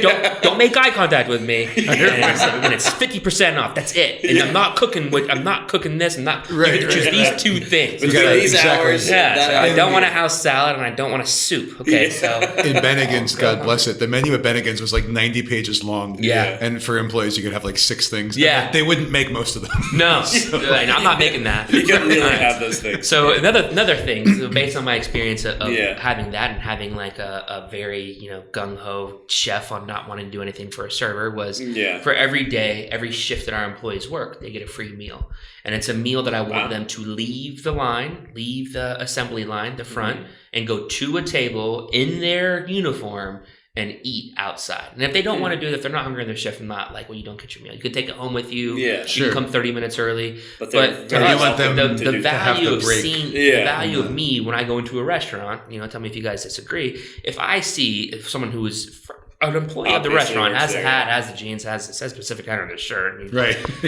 Looks like it, smells like it, feels like it, everything lines up. Yeah. It's like, if I see the employee eating there and I see their employees eating there often, then it's like, then that must be, to me, I'd see more value. It's one of the best endorsements you could make. Yes. They know everything that's going on behind the scenes. That's the ambiance. Here they are. Part of the ambiance. Yeah. But if I see that, I'm going to be like, okay, I'm in the right place. Yeah. Right? I'm in the right place, and I'm going to eat that. And we wanted our employees to have the same, amount of confidence in the food that we have. Sure. We're proud of what we serve. We're proud of what we eat. You should be too. And they totally are. Yeah. And that's what evolved into like, okay, well, let's get these new monthly bowls going. Yeah. That's cool. We call them our wave items, like a wave that comes and goes. I like that. These bowls.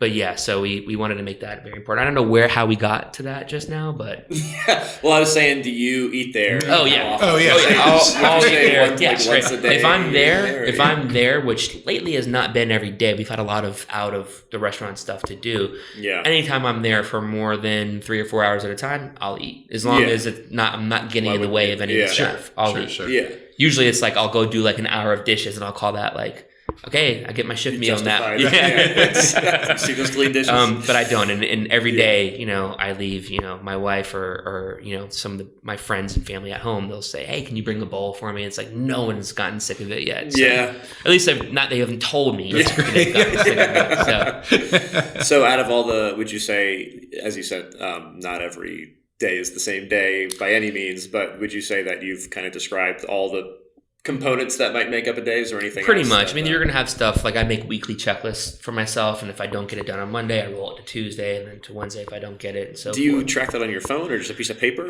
I actually have sometimes I'll put it in my phone, but I have a little moleskin that I keep. Alex told us that she has like physical like paper books and binders and things that she takes notes, and it's okay. So unrelated, we have moleskins. Yes, I do it because I was never organized enough. I'm firm. I'm knowing what I'm not good at. I was never organized enough, and I was always with like, I'm gonna do that. Yeah, I wanted to champion everything during my first years of operating, remember which concept it was in. Yeah. I found a lot of stuff just like falling underneath the cracks, and like I'm not finding out about it until it was way too late. Like, let me call this person for this catering. Let me call this, and it's like, man, I didn't call that person, but if that person only knew what happened that day, they would totally get a catering. So I used to keep these moleskins, like just like this big, that could fit in my back pocket. I had to wear like a suit at my other restaurant every day.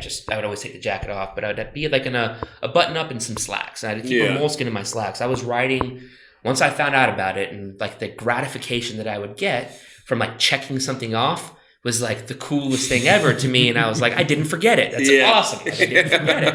Now I've kind of habitually, like when something comes through the pipeline, I just knock it out like right away. But I still have to consciously make myself a checklist on one of those moleskins every single week. Every week. Okay. And it's something that I don't do the stuff that like the daily stuff, like, go to pick up this, but sometimes I'll put like the list that I need to make, from either here or from some of my staff. I'll make that list of things I need to pick up on there. But most of the stuff is like, hey, I write deadlines in there, like business tax deadline, whatever this is, whatever that is, and I'll give myself like a week to do it. Yeah. So that weekly checklist is different week to week. It's different week to week. A lot of the stuff may remain. Some of the stuff may remain the same, but I might go to a different market, or I might go to a different something. And I'll write stuff in that market, like pricing that I saw or whatever. But I used to go through one of those moleskins. If you know, it's like a little 100-page little book you get. Yeah. I used to go through one of those every about 2 weeks, 2.5 weeks. Wow. I would write everything down, because if I didn't write stuff down, basically. Kind of. If I didn't write stuff down, it wasn't going to get done. And if it wasn't on it,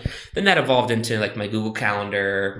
If I don't have stuff in my Google Calendar, then I'm not going to, I won't do it. It's not going to happen. Yeah. Lately, the schedule's been a little bit different, because we've been doing, thankfully, we've had a lot of good press lately. We've been doing a lot of cool videos, meetings with the press, cool podcasts like this. So all of that goes into my Google Calendar, and that's I'll check that before I check my moleskin. But my moleskin is something that I kind of, it's is important. there like a certain, Sunday afternoon you sit down and make the list for this week, or it's just kind of whenever you get a chance? Kind of when I have time. So if there's something like, if I have on that list, so next week's list will be, 9/8, September 8th list, right? So I've already kind of been slowly building that list for next week based on stuff that's happened, this week. Okay, yeah. Stuff that I know I'm not gonna be able to do this week, that I'm just gonna have to do it next week, and that's going on the list. Which that's when my business tax is up. It's September 30th. Yeah, certain things. The sidewalk license is done September 30th. Yeah. So I know that stuff. Sidewalk license. Like sidewalk cafe permit, so seating outside. You have a completely different permit for it. Alcohol outside is completely different. All that stuff is, there's so many things. But those things I make weekly checklists for, and stuff goes into the Google Calendar. But it's something that I've habitually done, and it's, I've had an operator in our house that was similar to how I was a few years ago, and I put him on these moleskins, and you can write all the stuff down you want, but if you don't actually read what you wrote down, it won't matter. I wrote it down. I don't see a check there. I don't see a check next to it. You check the box. So another thing I did want to ask also, because I think this is probably something that a lot of aspiring restaurateurs want to, the problem they need to solve is the funding side of the restaurant. Again, just whatever you're comfortable with sharing. Sure. Did you have to go out and get funding, or great question. How did that come together? So the three of us it was important that all of us were monetarily invested in the business. That was something that was kind of like a non-negotiable, as opposed to just investing your time and energy, as opposed to sweat equity is what they call it. We were all going to sweat, so we knew that it was all something that was we were all going to bleed, and at times we were all going to cry. But it was important that we were all monetarily invested, and that was something that my partner Tanner had preached from the beginning, and none of us ever had a qualm with it at all. And it was something that he had been in businesses before where not everybody was monetarily invested, and meaning invested in money. And when they didn't feel like doing something, they had no skin in the game. They didn't feel like doing it. So we are actually all self-funded. We were all in a fortunate position at the time, and I would be nowhere without my wife, and I think that my partners would say the same thing. But we did seek some outside private funding. We have one silent investor, and we have, that was it though. So we have seeked no banks, no loans, nothing. Loans.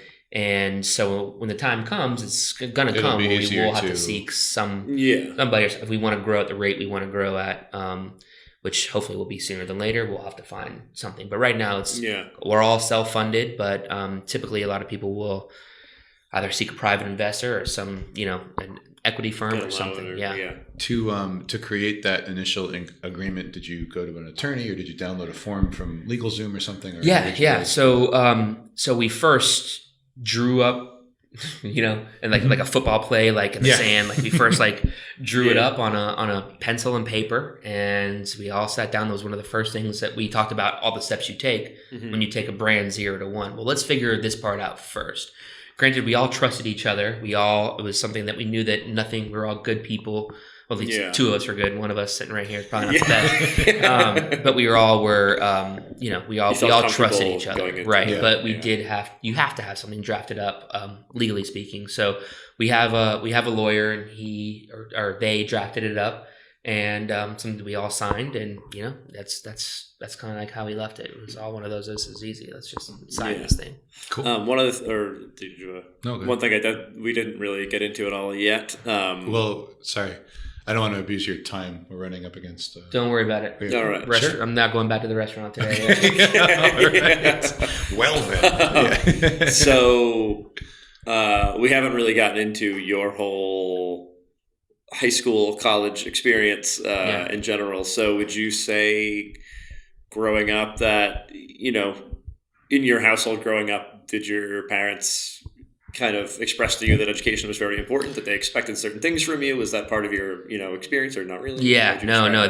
Education was a huge thing for them. So my dad is originally from New York. My mom's originally from San Diego, California.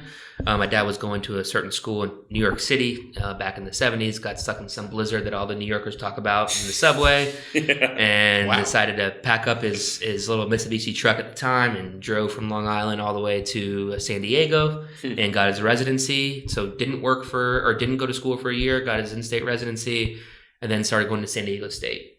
So education was very important. But I'll get to the reason why I just described that. But education was very important, but also like owning your own decisions and making your own decisions. For my grandparents to have one of their baby go from Long Island all the way to San Diego, and you couldn't just send an email at the time or do a FaceTime chat. You're just not going to hear from them. My grandma pretty much thought she was never going to see my father again. That was because this also, to put this in perspective for our listeners, it's a silly thing to feel like you have to explain, but like, a long distance phone call costs money then. Yeah, a lot of money. It was an investment. Even to just call a person on the phone was a non-trivial. To have a phone. Even just have a phone. So, but he got to the point to where his decisions, and he was a very good student, very, very bright guy, very, very good student. So was my mother, but I took more the path that my mother took. But, it was very important. I wasn't allowed to do things unless I got A's or B's. I couldn't play. I was always playing sports, some type of sport, baseball, basketball, football, any of those sports. I was always playing. And, it was one of those, like, you're not going to go to the game. My dad had no problem, really? Even though he paid for the season and it's a huge game, had no problem not only not letting me play, but taking me to the game and having me sit in the stands and watching and then having to tell everybody why I couldn't, play. So, did that happen often? How many times did that? So was once enough? Or? Nah, I never really learned. It was one. I never really. So I was a consummate procrastinator, and I got by, and I went to Paxton High School. Ooh, go Eagles! And Golden Eagles, maybe. I don't know. That's how much I paid attention. And I was in a bunch of AP classes. Didn't do IB or anything like that, but it was a good school. You guys can attest to that. Sure, at least. Arguably the best school in the city, Some would say. And, so it's not like the school was easy, but procrastinating was something that I always got by with. And I always went, I went to my neighborhood schools growing up. And as soon as I got to Paxton, it was like one of those things like, well, as soon as I got to James Weldon Johnson in 8th grade, it was like... Which was the magnet middle school. Which was the feeder magnet school. I went there because my dad wanted me to go to, so to show education was important. He wanted me to go to either Stanton or Paxton. Yeah. Right? It's not like those are magnet public high schools in Jacksonville. It's not like my neighborhood school was still a great school. No, right. Local school. So he just wanted me to go there. And because it was important, you go there, you graduate, you get to a good school, and that's what the book tells you to do, right? Yeah. So I got by with procrastinating in high school. I have no idea how I got into any college. Like I had when I got the letters from colleges, I was like, are these guys crazy? I almost didn't want to go to that school because I was like, how stupid are they? Letting a guy like me into college? Yeah. College, whoa. Yeah. So I played basketball for a few years at Paxton. passion, and that was my main focus, was like basketball. What you were and into, it's like, let me go get a job to rehab my wrist so I can go play basketball. Oh yeah, Cold Stone. That was the whole thing. We're all coming back now, right? So it was very important. But I got by the procrastinating, and there was a time, which I'm sure we'll get to that in the next question. There's a time where you don't know what you're procrastinating for. Procrastinating's like one of those things. Like, I'm procrastinating. Oh, well, when's the test? I don't know. I don't even know. Just as an ongoing policy. Yeah. I'm just a procrastinator. So, I'll already do it anyway. So then, when it was coming time to think about going to college and that kind of thing, did you have a school you felt like you wanted to go to? Were you thinking about your grades, your test scores? What was your mindset? Honestly, I was. Or were your parents trying to get you to think about it and you weren't? Typically that, and I kind of was a little intimidated by it because I never really, I valued school. I valued like going and seeing the people and sharing experiences. And, I was a great test taker, always. I was a good test taker, but I just didn't want to do homework for the life of me, right? Yeah. Never wanted to do it. And, I had a few schools that I wanted to go to, but I got into every school I applied to, believe it or not. And I had no idea how that happened. That's awesome. Yeah, I applied to one. So I got into that one. Still, 100%. Yeah. I applied to a few. I applied to a few state schools and one out of state just to see if I would have gotten in. But there was a few schools that I really wanted to go to. And going in high school, traveling along with education was a big thing in my house. Yeah. And luckily we were fortunate enough. I didn't go on any out of country trips or anything, but going to see big cities, coming from Jacksonville, Florida, thinking it's like, oh, we have the Jaguars, we're huge. Yeah. And then going to like a New York and being like, oh my God, they have subways. Different experience. Yeah. And seeing it, it's like, man, I want to go to school in New York City. And then after looking at what they wanted for, your GPAs and stuff, I was like, sure. Now looking back on it and thinking right now, that was all strategic by my father to be like, look what you need there. You need a 8.9 GPA to get in there. It's like, nobody's ever gotten that. Yeah. But so my parents valued education, but never, I was never put on so much pressure to like be something that I wasn't going to be. Whether what I was going to be, no one knew then. I still don't know. But there was a few schools, and one of them was, after touring the campus, I toured a few of the state schools in the state of Florida. One being Florida State, another one being UCF, and UNF. And I got into all of them, and I decided I really wanted to go to UCF. So it was an awesome 5-month stint. Well, before we get to the UCF experience, do you remember anything like taking the SAT? Did you prepare for that? So I took the SAT one time, and I got a great score. I was always very good at taking math tests because there was always like one answer, and I was like, there's one answer. If someone tells me to do this one time, I'll be able to get to it, and that's always how I have been. So the first time I took the SAT, I got like which for me was great. It was like just shy of a 700 on my math portion, right? And then I fell asleep on my verbal portion. Ooh. Yeah. Like hard to recover from that. I literally just fell asleep. Literally fell asleep. And because I went out the night before and the test was like at 8 o'clock in the morning and I was like... Wait, sorry. Went out the night before. Yeah. I was 16. Quote, unquote. I took it right before my senior year. I was actually 17 in college. I was always very young. I was the last one to drive, last one to do everything because I was just I had a late August birthday. Right? So, but I did have an SAT course, and the SAT prep course was at UNF, and it was like a six session course. So 6 weeks. We met every Saturday or Sunday at like 8 o'clock in the morning. And I was just like, at the time, I just like, who wants to do that? I really valued me at the time. Like I valued me, I valued my time. And, I was living for today, and not ever for tomorrow or next month or next year or whatever. And I thought that the moments I was having today were, what was I going to miss, right? The lingo wasn't around then, but I had a lot of FOMO back in high school. If I were to miss something, it's like, how much can a 16-year-old do? Like, how much are you really going to miss? It's like, I want to be by my AOL Instant Messenger in case like this girl I have a crush on logs in. You hear that door open. Not to talk to her, I just want to see. Just want to see and see if she messages me. That was exciting. So, so I did take an SAT prep course. I honestly, I couldn't tell you if it helped me or not, so it probably didn't at that point. But I did take the SAT over again. And you stayed awake the whole time? I stayed awake. Wow. I stayed awake the whole time. That was huge for me. And it was funny. I remember the one part I do remember is I was even trying to go to bed early the night before, and I just couldn't sleep. Not for anything. I wasn't a bad kid or anything. I wasn't like doing anything. I was a bad kid, but I wasn't doing anything bad at night. Relevant to this story. Yeah, exactly. I was just like up, like watching SportsCenter for the 5th time or something like that. You know, like one of those nights. And I remember like I got like an hour and a half or 2 hours of sleep, and I thought to myself, I was like, it's okay. If I tried to picture exactly what the SAT said before, because I was like, thought it was going to be the same test.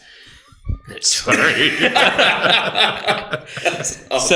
at first, I go in there and I ask the instructor, I go, if I score lower on this portion of my math portion, which she goes, we'll keep the higher portion regardless. And I don't know if that's true or not, but keep the higher. Scoring. So I was like, cool. So I slept during the math portion so I could stay awake during the verbal portion. That's very clever. And did it, and I got it must have been a reasonable score. I think it was hovered around like a 1200 or 1220 or something like that. Sure. Which, wasn't too bad at the time. It got me into college. My GPA didn't get me into college, right? But my test score, hopefully. So you never stayed awake for a whole SAT? I never did. I never did. It never even occurred to me that would be that's a statistic that we'd be talking about. It is a thing. Test takers are generally aware. Or the test takers who are like shooting for super high scores are generally aware of like all the ins and outs of the super scoring and the combining of different things and so on.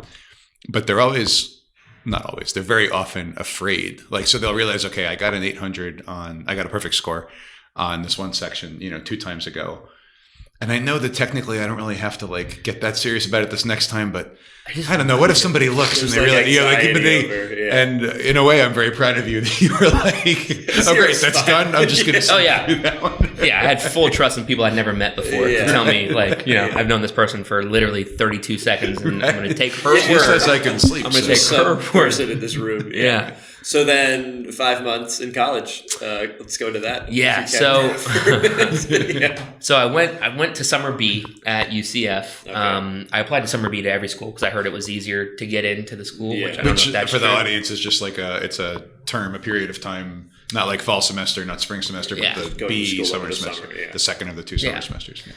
So I went into summer B at UCF, and I remember signing up for classes. I remember that, and I remember my dorm room. You sound like you're describing a car accident. Like a car accident or like... well, it was a huge accident going to college for me at the time. It was a huge accident. So you signed up for classes? I signed up for classes, and I remember one was a biology class, and the other one I was originally... I declared myself a hospitality major or before that. Yeah, look at that now. And then right after that semester, I started working and I was like, I don't need to go to school to be a hospitality major. I was like, let me change this thing over to business. And it's like, I don't know why I did that because I never went to classes anyway. So I got put on academic probation after summer B and didn't tell my parents. And I remember the next semester, it was like 2 weeks in or something, and then I figured out you could like drop classes, and it wouldn't go against like. Sorry, this is like probably the worst. No, this is what happened. This is what you did. I remember I dropped like 3 classes, right? Yeah. So I could at this point I had 75% Bright Futures, by the way.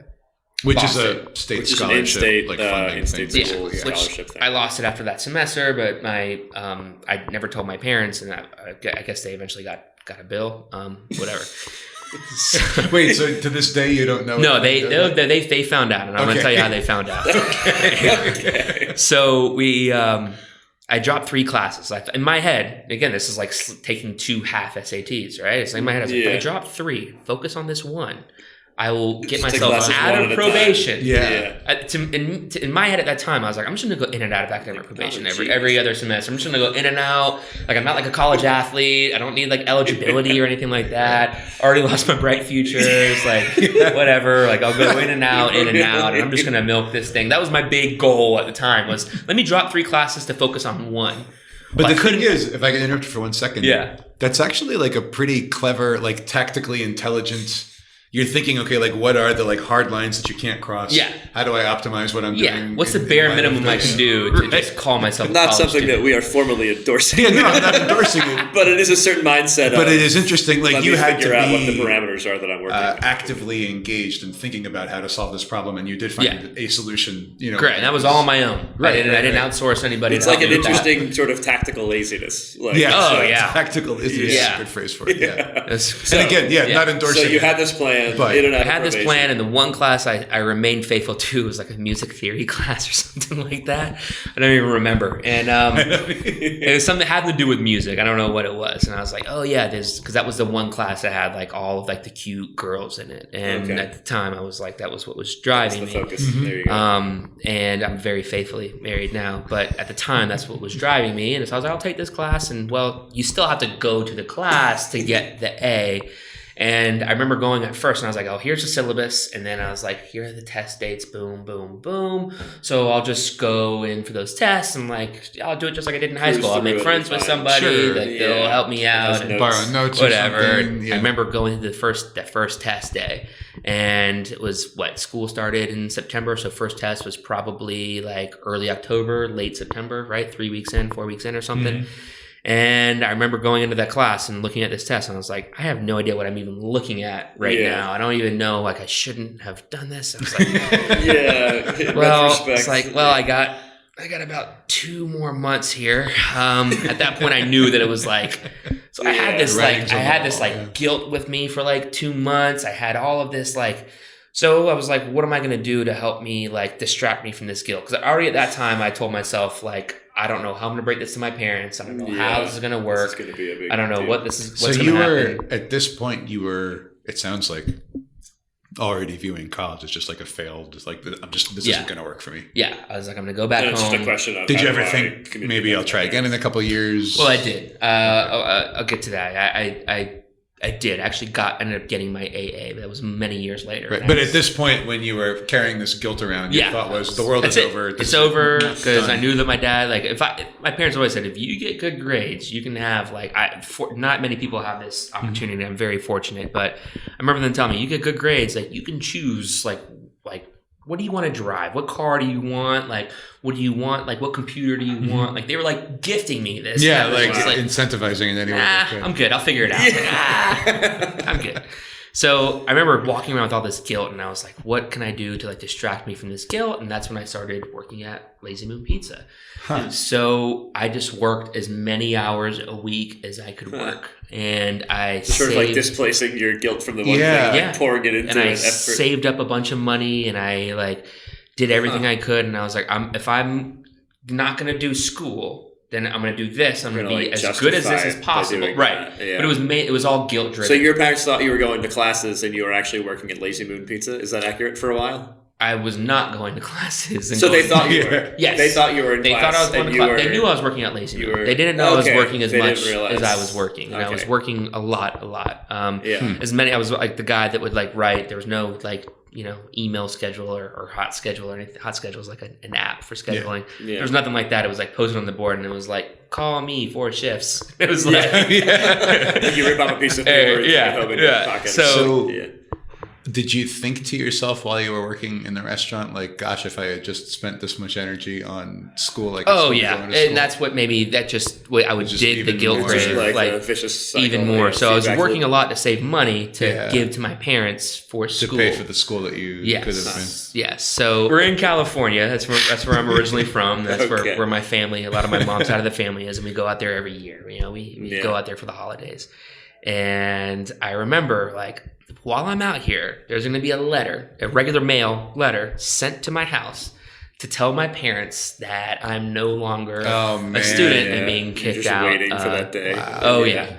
So it was the worst trip of my life. And, so we go home, they get the letter. I run away for sprint 3 days. No, I ran away, went to a friend's house. It's this is my life now. I'm just gonna sit on this couch, look at the ceiling for the rest of my life. So I call up the guys at Lazy Moon. I'm like, hey, I just need to take some time off. So during that time, my parents were so frustrated with me because I had every opportunity in the world to one, do better. Two, communicate what was going on. Yeah, let them I could have handled it so much better. So much better. I'm glad this happened though. But so then I had to move back home. I couldn't live on campus anymore. And they took all my bar mitzvah money for the school, and that still wasn't enough to pay for, the cups. I didn't no longer, they had the same bill came in the mail for Bright Futures too. Or lack thereof. Like retroactively? Yeah. Or something like whatever it was. So that they had been holding on to the bar mitzvah money like for when you were sure to like give it to me or like hopefully invested it in something, if they were smart enough. But no, they invested in paying themselves. I'm glad they did. Yeah. So then I at this point, finally, my dad and I reconcile, and I straight up told him like, I was in college for all the wrong reasons. I did the whole fraternity thing, and I did it for everything. I wanted the prize before the work, and that wasn't going to fly. So sitting here, I mean, you're clearly like a very intelligent person. You graduated from a high school that's like not the easiest high school to graduate from. No. Even if, I mean, I know you kind of downplayed your your role as a student, but I mean, still, you had to. You got through. Yeah, there was still like science fair and stuff. Right. You had to do some stuff while you were at college and failing, for lack of a better phrase. No, there's no better phrase. Okay, right? Did you feel? So we mentioned this guilt and everything, but did you feel like, oh man, I'm just not smart enough, or oh, my brain doesn't work this way? And I'm not saying any of that's the case, but I mean, was any of that in your head? No, and that's what gave me the most guilt. Like I knew could be doing this. I was fully capable. Like I knew that I was fully capable. Everything that happened was a decision of mine. It wasn't for any. It wasn't like circumstances. No, it wasn't like I needed to go see a therapist because I was like, man, I don't know if I can do this. I wasn't having like. There was no like imposter syndrome or anything like. Maybe there was, but there was nothing like. I wasn't consciously telling myself like. All I was telling myself was like, man, like that class, music theory, like I could have totally have aced that class. Like, and then you start thinking about like all the times, like was that 3 months worth like an extra 3 years I could have had with a lot of these people, and so. During that next semester, right, I was kicked out of school, no longer in Orlando. I was living back in Jacksonville, where I went to high school, living in the room I grew up in, but paying rent in the room that I was growing up in. Had 2 jobs, working at Abercrombie and Fitch and Firehouse Subs at the same time. So you were at Lazy Moon Pizza, and then you left back. I left for 3 months, and they're like, "It's all good." They were from Jacksonville too, the guys, and so we actually like. Met up a few times. They were young at the time, and I wasn't like a deal breaker like for the business or anything. So I came back and I told them I had. Sorry. What's up? Sorry. You came back. You told them. I told them that I was going to come back, and if there was anything, I wish I was more transparent. I was transparent with my parents as I was with them, So telling them like everything. Be upfront with them. Yeah. All those shifts I picked up probably was what paid off during that guilt trip I had. So, so they were like, "It's all good, man. Like it's all good. Good vibes only. Like if you do plan on coming back, let us know. Yada yada yada. Great guys." And so I worked at Firehouse and Abercrombie for those 4 months, and I was determined to like get back and go to Orlando. So I went to Valencia for 2 years at community college in Orlando because I wanted to be back with, my good friends that I had made in Orlando, back in my circle. But I got right back into Lazy Moon, was working there 30, 40 hours a week, paying rent. And my parents were like, we'll pay for school. We'll pay for your school, but you have to pay for your books. And so that was like the deal that we had at the time. So that was sort of like the compromise ultimately you came to was community college. You paid for a portion of it. They paid for a portion of it. Do you think that they were hoping that the community college would lead back to like a more traditional educational path? Oh yeah. I mean, I got put on like a dean's list there too. That's again, then this is how I knew that it was like fully capable of doing this. Like it was just about being present. And that's like something that just is, and it doesn't matter what I do. It's just being present. And so I went back and got all the way, got my AA and was ready to get back into UCF. And I was like, nice. Don't feel like doing it. And I think at that point it was just like affirmation for me. Like, hey man, I'm fully capable of doing, anything that I really want to do. Like I just really wanted to get that just to like put this. really, it was never really for me. It was like for my parents, I thought, at least at the time. So you can come home and visit them on holidays. And yeah. Get a seat, and, I was like and the thing is like before all of this, I was like a golden child, like the oldest in my family, my extended family, the oldest cousin, the first grandchild, the first, everything. So for like Eric to not, it's like even more, still to this day when I go back to Orlando and I go back toward campus, as much as I love it, and I was never in, the military or anything. Believe me, they don't want me. But there still is a little like PTSD, when I go back, there's still like I don't want to remember that part of, like what the decisions I made. And, that's what I'm thankful that I went through that. Did I have to go through all of that? Probably, right. Definitely didn't have to. But, looking back on it, I think that it happened for a reason. But I try to not make those decisions anymore. So I think that's why, like, when I get into, like my wife and I, when we get into like a new project, if it's something like this restaurant, when we say, okay, we're going to deplete our entire savings account, for this restaurant, for this thing. It's like the leg.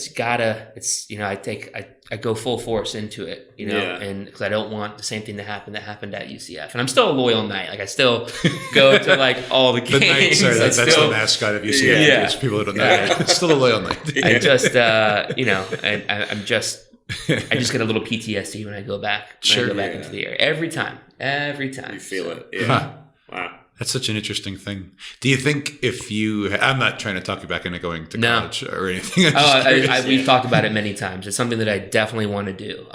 Just to, I don't care when I do it. And I had all these you get into your own head, and I had a few opportunities where I think I could have just like, let me just pull the trip, let me go to these night classes. And I was like, I don't want to be the 27-year-old with like these 18-year-olds. Right. And now look at me with 16 and 17-year-olds every single day.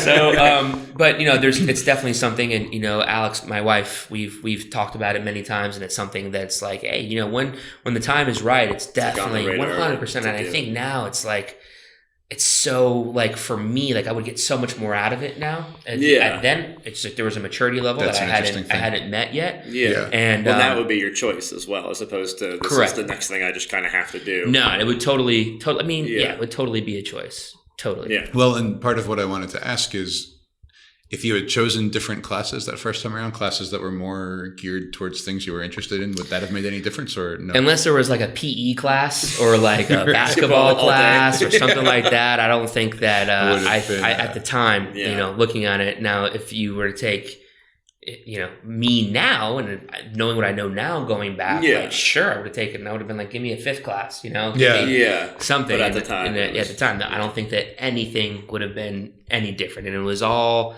Me getting by, how I got by up until then, and just kind of like, having this family brand about me, like, I can do no wrong, I'm invincible, and then like, boom, getting like paying rent in the room you lived in for 12 years,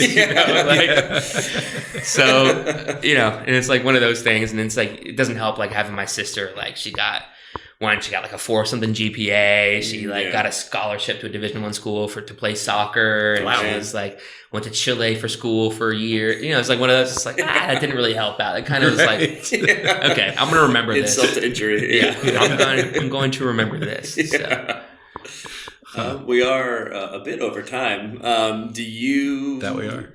Is there any question you think we didn't ask that we should have, or any kind of blanket advice you would give if there's some teenager who wants to get into to kind of bring it all back. I mean, there are a few things that when someone asks, like, what do you? First off, by no means am I successful. Let's first say that, right? Success is measured in many ways. I understand that. I'm not to where I want to be yet, right? But I think that having the ability to adapt, and that could be professionally, that could be personally, but most importantly with your relationships, being able to adapt, listening, and then acting. And as long as your actions match what you say, then everything for me would be okay. But the ability to adapt, the ability to listen, and then always knowing what you can't do. So that way, in terms of like your own personal limitations, exactly, knowing a guy like me, I'm not going to go in and bench press 350 pounds, right? So I'm not going to do it when I go to the gym. Mm-hmm. So there's be no reason why I'm going to be the one to read through a 75-page lease when it comes to a restaurant. That's not what I do. Yeah. No, but when someone tells me it's all good and it's all ready to go, then I'll be like, okay, well now here's a plan for operations, right? Yeah. Mm-hmm. So knowing, and that's what's great about our business relationship with my partners, is that we all know what we can't do. There's a division of responsibilities. Are there overlap? Absolutely. But, the ability to adapt to the overlapping and let someone else kind of take the wheel for that moment is something that's kind of paramount to the success of the brand. So, I mean, that would be in a roundabout big way, kind of like my best advice is the ability to adapt, knowing your weaknesses, which will allow you to strengthen your strengths. And, listening and acting on what you say is pretty much, that would be my biggest tool of advice. Yeah. And that to me is good advice for that's not limited to it's like any group endeavor sort of thing. If you're interacting with other people and they're depending on you and you're depending on them, then well, and the communication piece that you mentioned a couple of different ways, different times in your personal evolution, I think is also it goes with everything that you just said. And it's super important to make sure that everyone's working on the same. Yeah. And another thing is also not just, don't put so much pressure, on yourself. I see my partners both have children, and it's like, now you look at what it takes to get into, I don't remember my GPA, so I can assume I got 75%. I think it was like a weighted 3.01 or something like that. So unweighted was like a C, C, a hard C. And it's like, you look back and I look at the acceptance rates right now, at UCF, UCF gets harder all the time. It's like a 4.4 GPA with a 1330. And it's like the pressure that a student, I couldn't imagine me. I would have, if I see that when I'm a sophomore in high school, I'm writing everything off. I'm at my brain at the time, I'm like, if I don't make it to the NBA, that's it. It's over. What do I have? This is over. I'm not going to college. Back to my childhood room. Yeah, exactly. That I'm paying rent on. Watch the same silly putty stain I had there when I was 6. But there's so much pressure, and again, I guess this goes back into knowing what your weaknesses are and know what your strengths are. It's find your strength and just hone it. And not everyone's strength now. Both my partners, I'm not putting any pressure on my children to go to school. If they want to go to school, great, but there's something for them if they don't. And sure. Eric's a prime example. Look at this guy. Yeah, look at Uncle Eric. Look at Uncle Eric. Yeah. But it is true. And I think it also kind of goes back and helps to explain what you were saying before about working with kids that age, young adults that age. They grew up in that level of pressure, and that I think explains a lot of the differences that you were pointing out between how you think you would have been then and how they are now. Mm-hmm. Yeah. All right. Thank you so much. Good stuff. This was really interesting, really fascinating. This is probably one of the more interesting ones that you've done. Probably one of different route. Huh? Number one, absolutely. It's definitely. No master's program to speak on here. Well, one of the things that I have really enjoyed, and I wasn't expecting this when we started doing these interviews, but is delving a little bit into just the day-to-day not business plan, but the way that the business actually runs. Yeah. And I think a lot of people, especially as culture, Americans are eating out more and more. It's becoming more and more of a common thing to do. I don't think people realize how a restaurant works. How does the food get in front of you? Oh yeah, the forces behind everything to just getting that one piece of salmon or that one piece of tuna in your bowl. Exactly. And there's also simultaneously there's a something. There's this romantic. I'm not the one to. Okay. There's a romantic view of chefs and kitchens and stuff, like movies like Ratatouille and Anthony Bourdain and all of that kind of stuff. And so that's also super useful then, for people who are maybe thinking along those lines to hear your experience. Oh yeah, it takes more than just cursing in a kitchen and telling people that this is dog poop or whatever. To be successful. There are chefs, there are kitchen managers, and then there are just business people that happen to be good at what they do, which is breaking down a fish, no matter what it is. And Alex and I my wife and I are in a fortunate situation to have partnered with, a few of these guys and their wives where they understand that as well. And there's more to it than just a personality. But, sure. So yeah, so it was super useful, interesting. The take on college and everything is well, it's very realistic and important, to hear that happens. Yeah. And I know just from experience with my own clients, who in a few cases that I can think of specifically, that I kind of helped them at the end of high school getting into college, and then heard from them a little bit the first few months or years after college started. And that's kind of why I was probing some of your thought processes. Like, did you feel like you weren't up to it? Right. I was asking those kinds of questions. It's pretty common that people do feel that way. Even people who get into extremely competitive, like the highest, schools in terms of public perception. A lot of those people in year 1 or year 2 are like, oh my God, I can't do this. It's not what I thought it was going to be. I don't really want to, et cetera, et cetera. And for the most part, I think a lot of people, I don't want to say grow out of that, but they evolve out of it. They get past it, Yeah. But a lot of people don't. And so, I think your experience now to be able to say, I'm a business owner, very successful. People love my restaurant. I have employees. I have like you're a real person. You're out there like really doing it. Yeah. And college just wasn't your thing. Yeah. And that's fine. Yeah. College is just a recommended route. I just decided to, take the path that, that Google gives you that says this might take an hour and a half longer. That's the path I took. Get flour in your a little more scenic for me. Yeah. But it's so interesting too, how during that time, and I mean, this isn't the reason that you gave for this, so I'm not trying to put words in your mouth, but as an outside observer, it's interesting that in this time of confusion and guilt and all of those like negative emotions, for whatever reason, your solution to that was, let me go work in a restaurant. Yeah. Let me go. Yeah. Like a safe space. That's exactly what I treated it. Really kind of shows that really is what you want. That's your inclination. Mm-hmm. So that's really, really interesting and cool. Yeah. I never thought about it like that. Oh, well. Yeah. We all learned something. Glad I can. Well, no, but I mean, you didn't go to a bar every night and just, get out of your mind. Right. There's a lot of things you could have turned to. A lot of outlets or escapes. Right. You could have just holed up with a video game or something and only played the video game and not thought about, but you didn't do any of that. You went out and found a job serving food to people and making them happy and working with people that you liked and all those things. It was a safe space. Yeah. Huh. Well, look at that. Look at it. All right. I feel like that's a decent ending note. Good. Yeah. Thanks very much. Yeah, thank you. And thank you for lunch. And also for the food.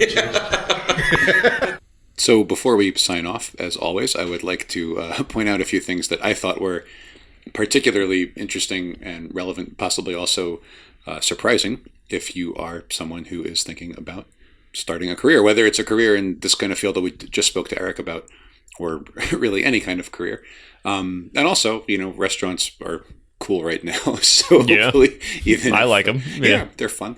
So even if you don't think of yourself as someone who would probably pursue that as a career path, maybe you found it interesting to just sort of learn about how restaurants work in general. Also, a lot of people work in restaurants while they're figuring out whatever else they want to do. Sure. This gives you a ton of insight. Absolutely. With them into what that kind of experience can be like. Yeah. So, one of the really big things that I thought was interesting and kind of surprising, and this may be something you were not aware of, no matter which side of this particular divide you find yourself on. But when Eric was talking about the difference between what he sees as the difference between people his age and people of the age who are mostly staffing his restaurants, how he has to teenagers, early 20s, to them, at this time. It's interesting for a lot of reasons. So one of the things is, you often hear, I'll say older people than that young high school, college age group. You often hear older people complaining that what they're really complaining about is that the younger people work differently. But the way it comes out is by saying, they're lazy or they don't really know how to do anything. Expectations are unreasonable. Their expectations, all of this kind of stuff, which personally has not been my experience. But, that's sort of what you hear out there is people often complaining about that kind of thing. And I found it very interesting that Eric said what also actually a lot of people who run successful businesses that have workforces who are on the younger side.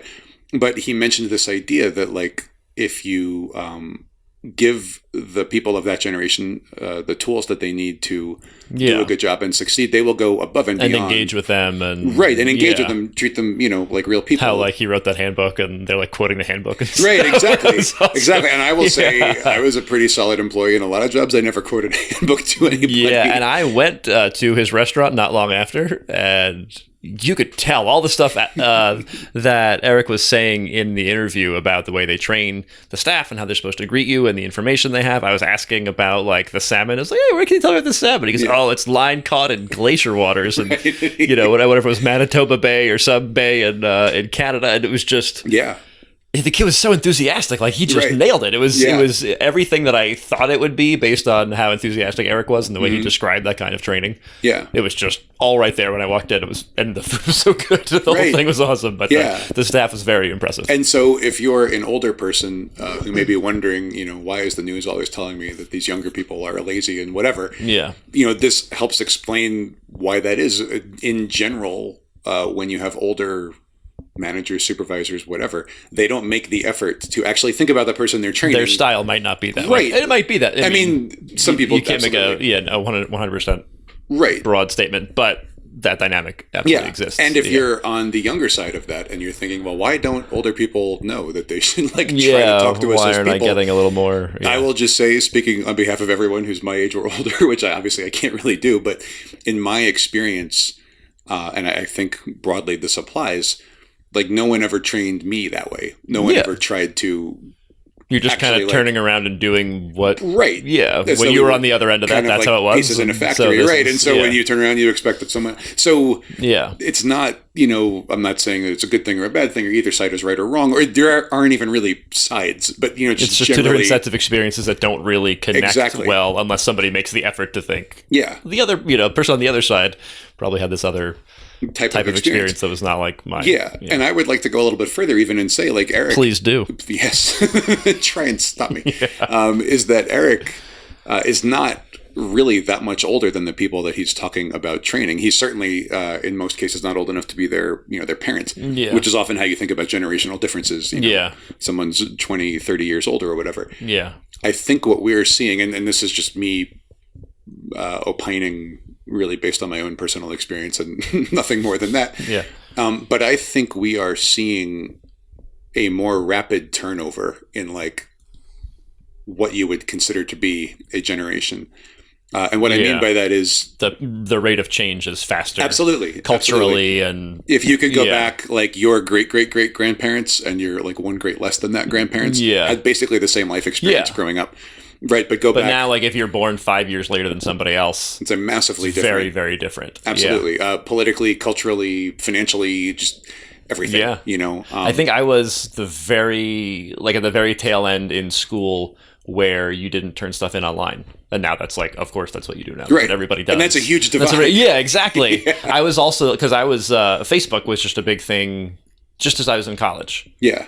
So I just missed it where I got all the way through high school without anything at all like that. And now, obviously, there's been years and years of people who had that type of thing from social media, from elementary school. Which is a massive difference. Yeah. And so you may be listening to this thinking, oh, well, like, I'm sort of on the cutting edge of that. Like, I'm in high school or college now.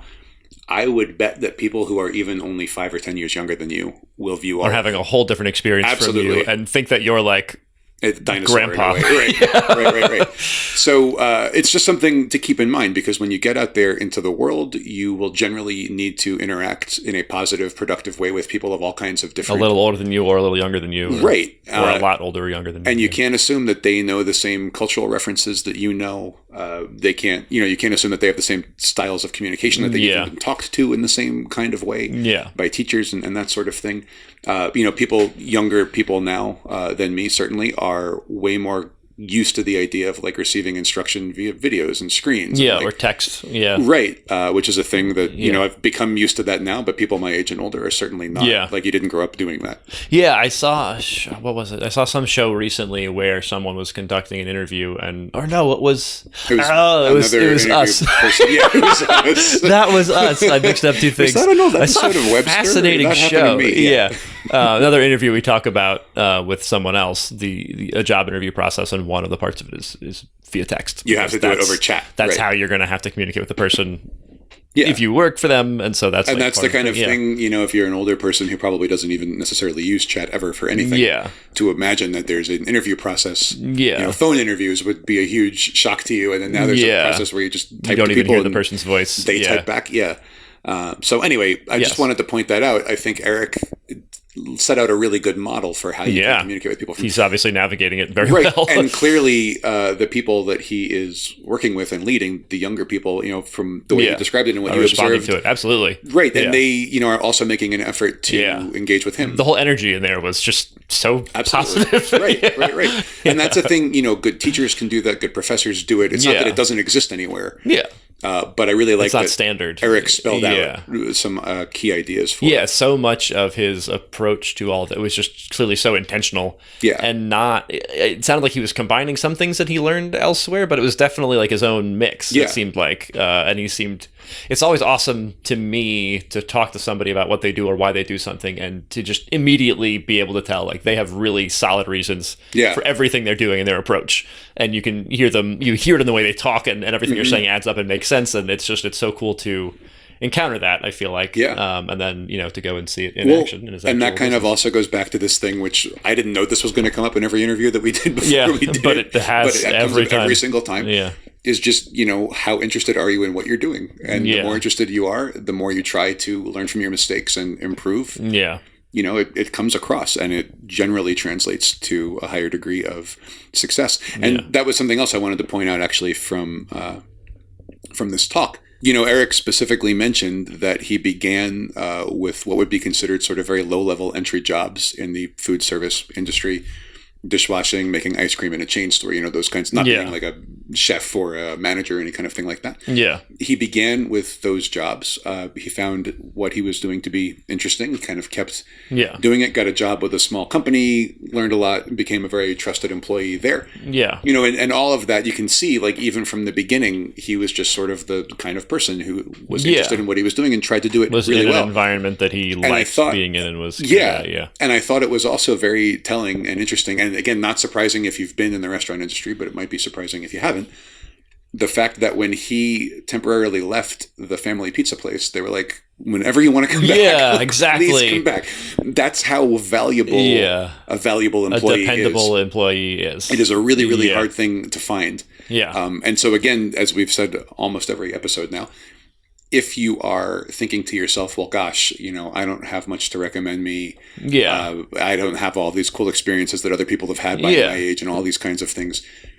Pretty much everybody feels that way. Yeah, absolutely. Everyone feels that way, first of all. And there are tons of businesses who really just need someone to show up on time, do a good job, ask interesting questions, notice when stuff seems not to be working and think about how you could do it better.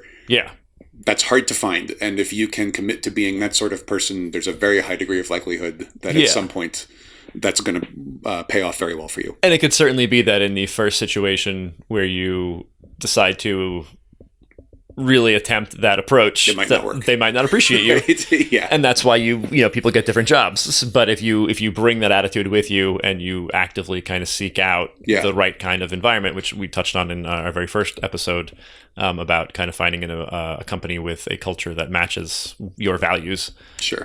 If you are determined to kind of stick with that and to do your best and to be engaged in the work you're doing and to care what the outcome is and all of that, if only just to see how well you can do something for your own sake. You might not be in the spot where you're going to get the most out of that right now, but you can be somewhere else later on. And at some point, you got a good shot at finding a fit. Absolutely. So one other thing that I just wanted to point out, and then I will have pointed out all of my major takeaways. I don't know if you have other ones. Oh man. Just wait. But the general sense of like hopelessness and guilt, and I'll even go as far as saying like self-hatred that Eric seemed to be feeling at a very formative part of his life. I just want to say that that's something a lot of people feel at that age. There's a really good chance if you're around that age now, you're feeling it or you have felt it recently. Or people around you are feeling it. Yeah, or people around you are feeling it. They don't know and yet. If you're older than that, listening to this, like you probably know that you felt it. It's that common. And it comes from a lot of things, but it's an interesting thing to me to see once more. We have another example of a person who really felt like they were talented enough to do well at school. I mean, objectively, as he said himself, the reason that he didn't finish college was not because he couldn't hack it. It was because he just, on a very, this is my words, but he just on a very visceral level wasn't into it. It wasn't a good fit for him at that time anyway. And it's interesting to see, I think, that you can go on to be a successful person no matter how you decide to measure success. You can be a leader of people, a mentor to young people. You can have a business that's thriving. You can do all of those kinds of things, even if college is not the right fit for you. And that's not to say that people shouldn't try to go to college, or you shouldn't look into it, or you shouldn't want to go. The vast majority of, I think, successful adults have certainly at least tried to go to college at some point, probably right now. And I'm just guessing. Probably that's roughly the way it is. So no one is saying don't go to college. But if you are feeling right now, oh God, this major that I picked, I thought it was what I wanted, but it's really not what I was hoping to do, which by the way is something almost everybody feels. Yeah. Or if you're feeling, I'm just not smart enough to do this, or I am smart enough, but I just can't make myself write this paper. All of those feelings are perfectly normal feelings, and they don't mean that you are a failure or that you don't have anything good and valuable in yourself that someone else will, want to interact with and be a part of at some later point. So again, you're going to hear us say this over and over again because it's true, and because nearly everybody we talk to has gone through some version of this, whether they mention it or not. But I just really want to keep putting it out there because I've learned and seen that most of us need to hear it many, many, many times before it begins to sink in that it's really true, that other people out there are having their own internal struggles. The academic college-based path is not always the thing that lights everybody up. Nearly everybody has some level of difficulty with it. And that doesn't mean anything bad about you when, I was going to say if, almost inevitably when you go through some kind of thing like this. Yeah. And once more, this is just one more good example of how a person can overcome that or can still succeed in spite of it, however you want to look at it. Yeah. Another more practical takeaway I thought that was really interesting was just how Eric described holding different positions in different restaurants over the years. And, ultimately any organization is a set of moving parts. And if you work in a bunch of restaurants, then you get a chance to be some of those moving parts, and you have hands-on experience about how something can be done well or done poorly. He described being a manager, I think, of the Speakeasy, and having so much money he'd spend each week, and then see the money that came back in. I mean, just think how valuable that experience is. If I had a bunch of money fall in my lap right now, and I was going to start a restaurant, and I had the option of opening it tomorrow or working as a manager somewhere for 5 years and opening it 5 years from now, I would definitely be the manager somewhere else. Right. It's not like you get royally screwed up, and that's fine. But be in a position where you're not spending your own money every month. Sure. You're doing it on behalf of someone else who has, doing it. In this hypothetical, you would also have the support, for lack of a better way to put it, of the network or whatever. Yeah, you have other people kind of guiding you and getting you started for a bit, absolutely. And who have done it successfully, and then you can be right there in the thick of it and watching it happen and seeing what fails and what and this kind of goes for any business that you might start. Yeah, absolutely. But it seems so clear because to me, restaurants they're such an intriguing thing because they the potential for success is, I think, pretty great, or seems to be from the outside. If there's a restaurant in your town that everybody loves, it's just like an institution. It's filled with people. It's a social experience. Well, and there's also, I think, a certain level of perceived pride. Oh yeah, absolutely. To be like, oh, being that's part the of the guy community, who runs whatever. Exactly. Place. Yeah, it's such a big deal. And then there's also restaurants you see show up and then they're gone in a few months. And you think, oh man, somebody put a lot of effort and emotion and a lot of themselves into this thing. And this applies to all businesses, really, but restaurants. Yeah, restaurants somehow seem a little more high profile. Maybe they're a little more high risk. They seem to be, either way, they are risky, like any business is. Sure. There's just so much value in going and working at some different ones and seeing what that's like. And even if you don't end up doing that life yourself long term, it's such just valuable hands-on restaurants experience. In general. I can't remember if Eric said this or if this is just a thing I think, but restaurants in general are such a good way, especially if you're a younger person without too much career experience. It's such a great way to actually see a functioning business, see sort of the guts of it. and to interact with people, customers, managers, other employees. If you're a little uncomfortable talking to people you don't know, Sure. you're going to get over that pretty quickly. Absolutely. Because it's also really good exercise. You're carrying and moving a lot of stuff. So absolutely. I fully agree with that. That was really interesting. And I wanted to point out too something you reminded me of. It was an interesting thing. This is probably something that you might not have thought of if you're outside of this industry. But you'll notice that Eric, as you know, he has this business now, this restaurant business. It's not just about food, ingredients, training people. You know, there's also various legal things you have to consider. There's permits for everything. There's keeping on top of who's going to supply what to you. Yeah. And there's all the legalities. The strategic. The real estate setting stuff. Up the different suppliers. And, absolutely. All that stuff. Yeah. The rice exclusion on that lease. Yeah. Remember? It was like, they had a rice exclusion. Right. Like, well, what is that? I've never heard of it. Right. And it just goes to show once more, another common theme of these interviews. There are so many jobs out there. There are so many aspects of every single human activity. You could be, for example, a real estate attorney or a real estate broker or a real estate agent and be involved in this business in some way, even though you're not actually a restaurant. You're dealing with restaurant. Similarly, you can be a restaurant person and have to learn how to read the basics of a lease because so there's all of these different types of elements, all of these different types of ways that you can be involved in different industries. One thing that comes to mind, just briefly as an example of this, I've known a few people who are very into sports but didn't feel that they were athletic enough to be professional athletes, but they go on to be things related to sports management or sports agents or sports reporters, sports medicine.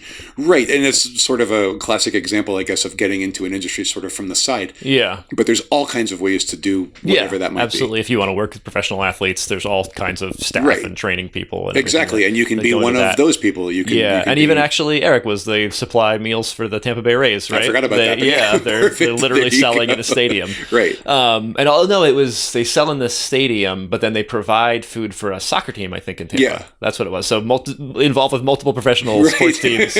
Which wasn't even what I was trying to say. Which wasn't even what you were talking about, but there's example. The connection. Another thing that I want to bring up that we've kind of brought this up in a lot of the episodes because it's super relevant and it's both relevant to what we're talking about in the episode and also relevant and true for many, many people out there. The idea that there are so many jobs, more jobs than you can think of, more jobs than you've ever heard of.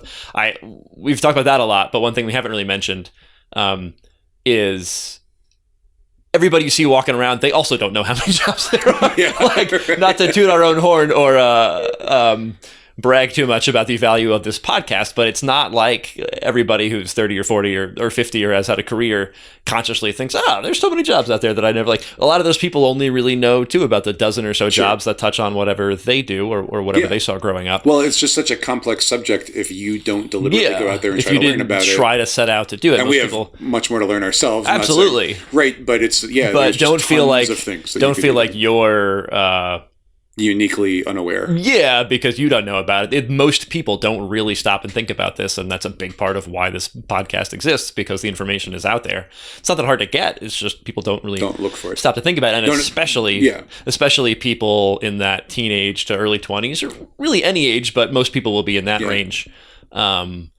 where you're in a position where you're trying to make decisions related to this. It's extra important, for us to get this information out there, or for somebody to, and we're the ones doing it, to talk to people and to give you a sense of that, so that when you're in that point of your life where you're making more decisions related to what path you're going to go down, that you just have a lot more information about it, because there's really so much out there. And a lot of people don't get that information until they already made their choices related to it, and it's harder to adjust. So. Sure. So yeah, that's all for now. If you like the show, please take a moment to rate and review us on iTunes or the podcast player of your choice. And of course, if you want to hear more episodes, remember to subscribe as well. You can find our SAT Prep Black Book and ACT Prep Black Book on Amazon.com, and you can find our online video courses on QuestPrep.com. Please tune in for our next episode coming up in a couple of weeks. And in the meantime, feel free to reach out to us on our Quest Prep Facebook page or the Quest Prep YouTube channel. This episode was hosted by myself, Michael Barrett, and my brother, Patrick Barrett. Our guest was Eric Bialik. Every musical element was created and performed by Parker Hale Hastings. Cleopatra lives closer in time to the launch of the iPhone than to the construction of the pyramids.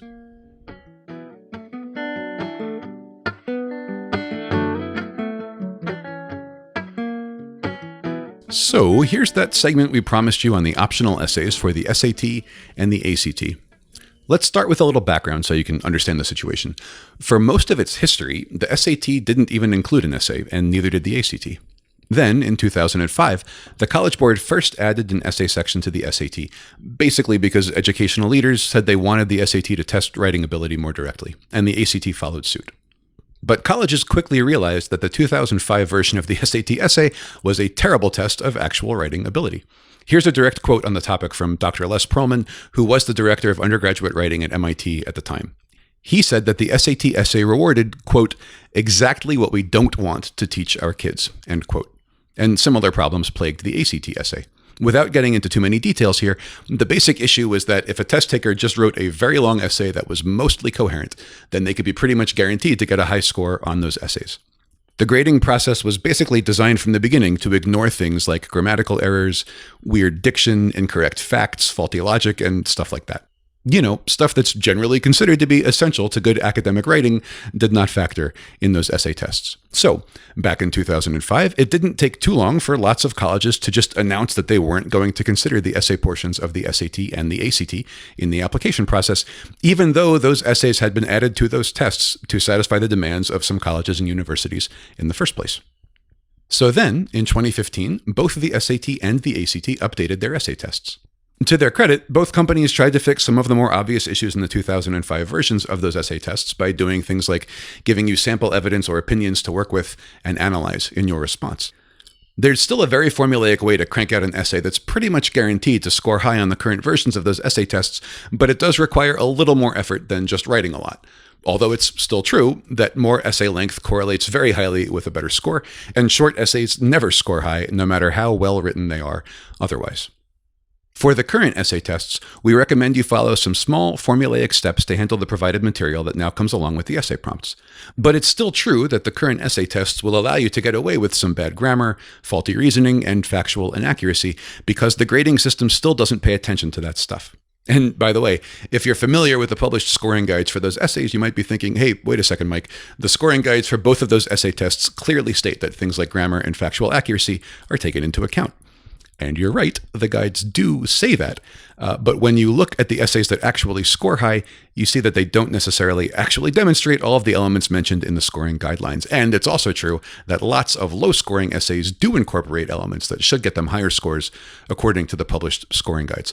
So this ends up being just another example of how the ACT and the SAT claim to be testing one set of skills, but most of the time they actually reward something else. Anyway, it's not even really worth discussing all the steps that you should take to do well on these optional essay tests because, first of all, I've already been talking about this for a long time, and secondly, these optional essay tests are still seen as very bad tests of writing ability by pretty much everybody in the college admissions process. In fact, they're so bad that lots of schools, including all Ivy League schools and most other top-ranked colleges and universities, don't even ask you to take the optional essay portion of the SAT or the ACT at all. But here's a key thing most people overlook. Even when schools do require you to submit essay scores, those schools don't report the essay scores that you submit along with other testing stats in their admissions data. In other words, when you look up the target scores on the SAT or the ACT for schools that do require you to submit an essay score, those schools still don't bother to report a target essay score. They just tell you the target scores on the multiple choice portions of the tests. Or, when you look up a profile of a school's incoming freshman class, the school might report the range of SAT or ACT scores in the middle 50% of their class, for example. That's very common, but they never report the essay scores, even when they require you to submit those essay scores. The reason for this is probably that those schools disregard the essay test scores, just like everybody else does.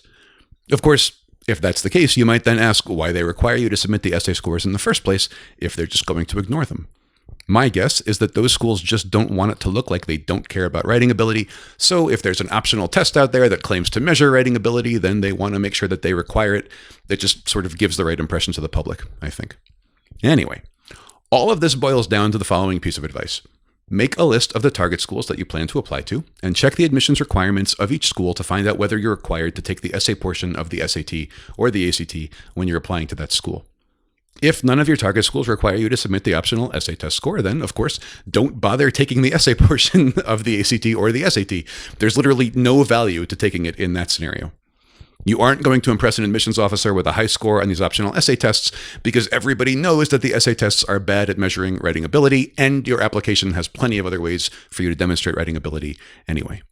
So spend your precious time and energy on the other parts of the test you're taking, the multiple choice parts of that test. Those are the parts that have a direct impact on your chance of getting into a school or getting financial aid.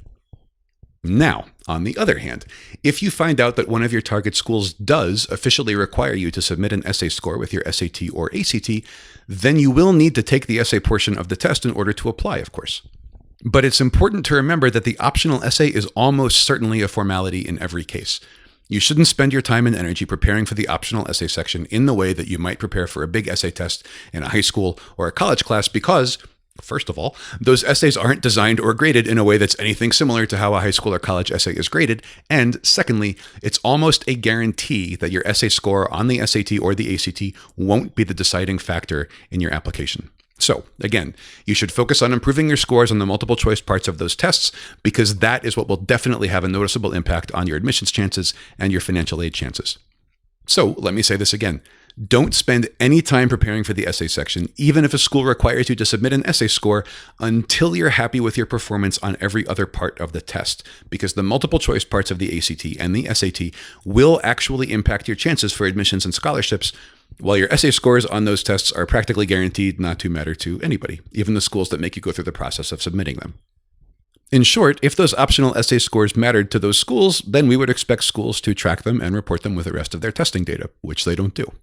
Now, please don't get me wrong with what I'm saying here. I am not saying that schools shouldn't care about writing ability or that writing is not an important part of education or anything silly like that.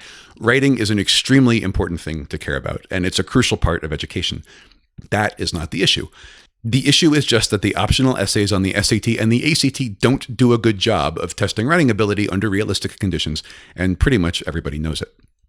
Now, of course, our black books and video courses for the ACT and the SAT do still give a full detailed explanation of how to do well on those optional essay tests, including detailed analyses of what really succeeds and what really fails on actual example essays graded by the real test makers. So, if you're still interested in scoring high on those optional essays, just so you can, I don't know, tell your grandkids about it someday or something like that, then we've got you covered. We just don't recommend focusing on the essays until you're happy with your performance on the rest of the test, because again, the multiple choice portion of the test is what can actually affect your results when it comes to admissions and financial aid. So I hope this segment provided some insight into the SAT essay and the ACT essay, and I hope it helps you to focus your time and energy where they'll do you the most good. For more on our books and video courses, please head over to questprep.com or search for the SAT Prep Black Book and the ACT Prep Black Book on amazon.com.